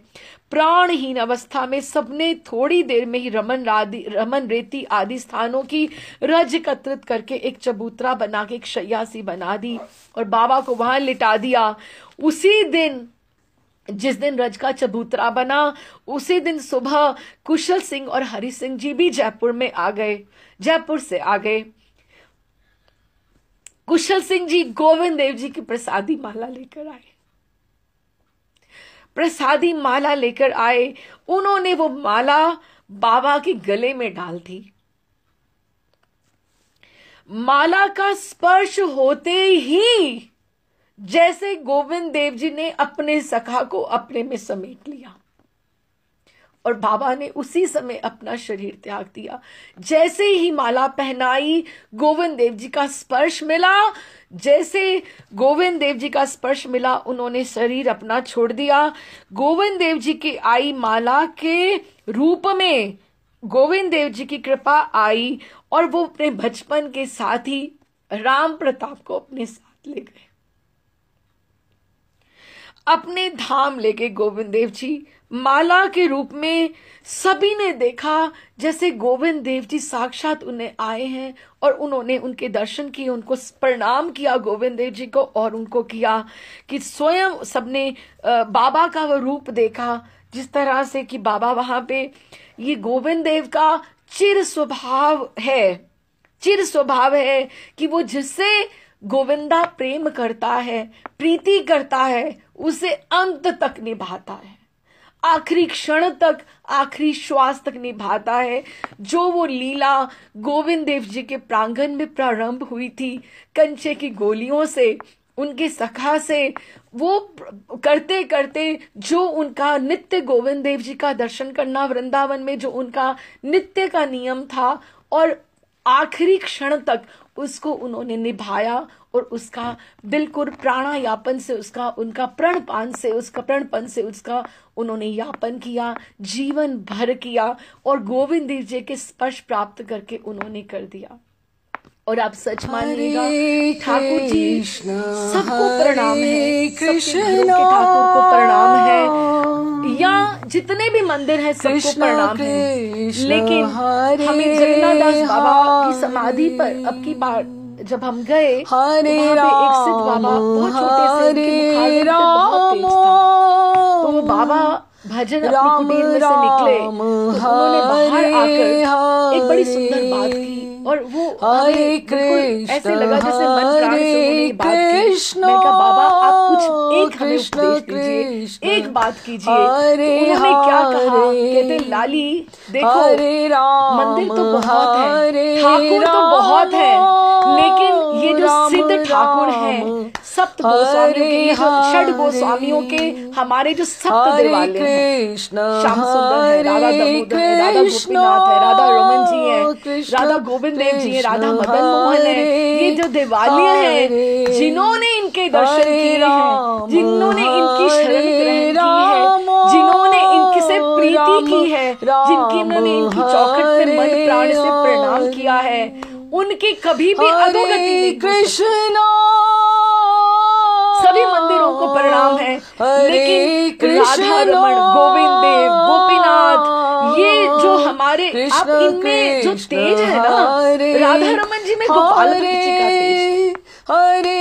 महाराज भी स्वयं बोलते हैं, पुंडरीक महाराज कहते जब हम चौखट के पार चले जाते हैं ना राधा रमन जी की, जब हमारे हाथ बढ़ जाते हैं सेवा के लिए, हमारे हाथ नहीं रहते, वो गुणमन जी के हाथ हो जाते हैं।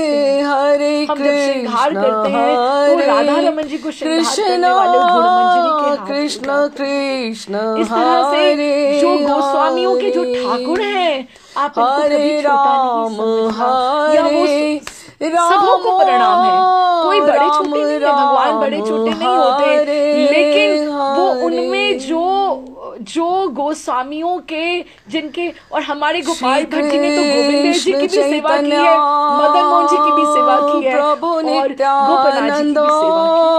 उन्हीं का ही रूप राधा रमन जी धर के आए सारे के सारे। तो इन चौखट में इनसे प्रीति जिन्होंने की है, इनसे जिन्होंने नयन लड़ाए हैं, इनके चरणों की जिसने वंदना की है, उसकी कभी भी अधोगति नहीं हो सकती। ये तो सिद्ध परिकर है पंडित बाबा।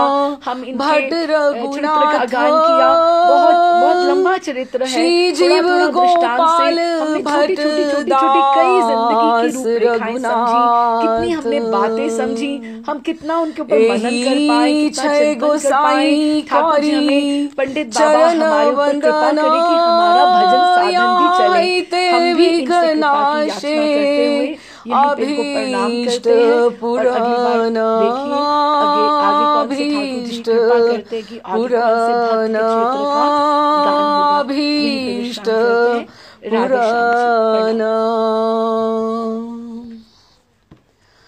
राधे श्याम। पुनः वृंदावन की ओर के सेशंस में आपका स्वागत है। हाँ जी, भक्तों के जो चरित्र हैं वो हमारे ठाकुर जी को बहुत बहुत प्रिय हैं। हमने बहुत बार ये बात करी है कि अयोध्या में राम जी जब शयन करते हैं, सिया राम जी जब शयन करते हैं, वहां भक्तमाल रखी जाती है। रात्रि में सोने से पहले शयन कराने के समय ठाकुर जी को एक भक्त का चरित्र सुना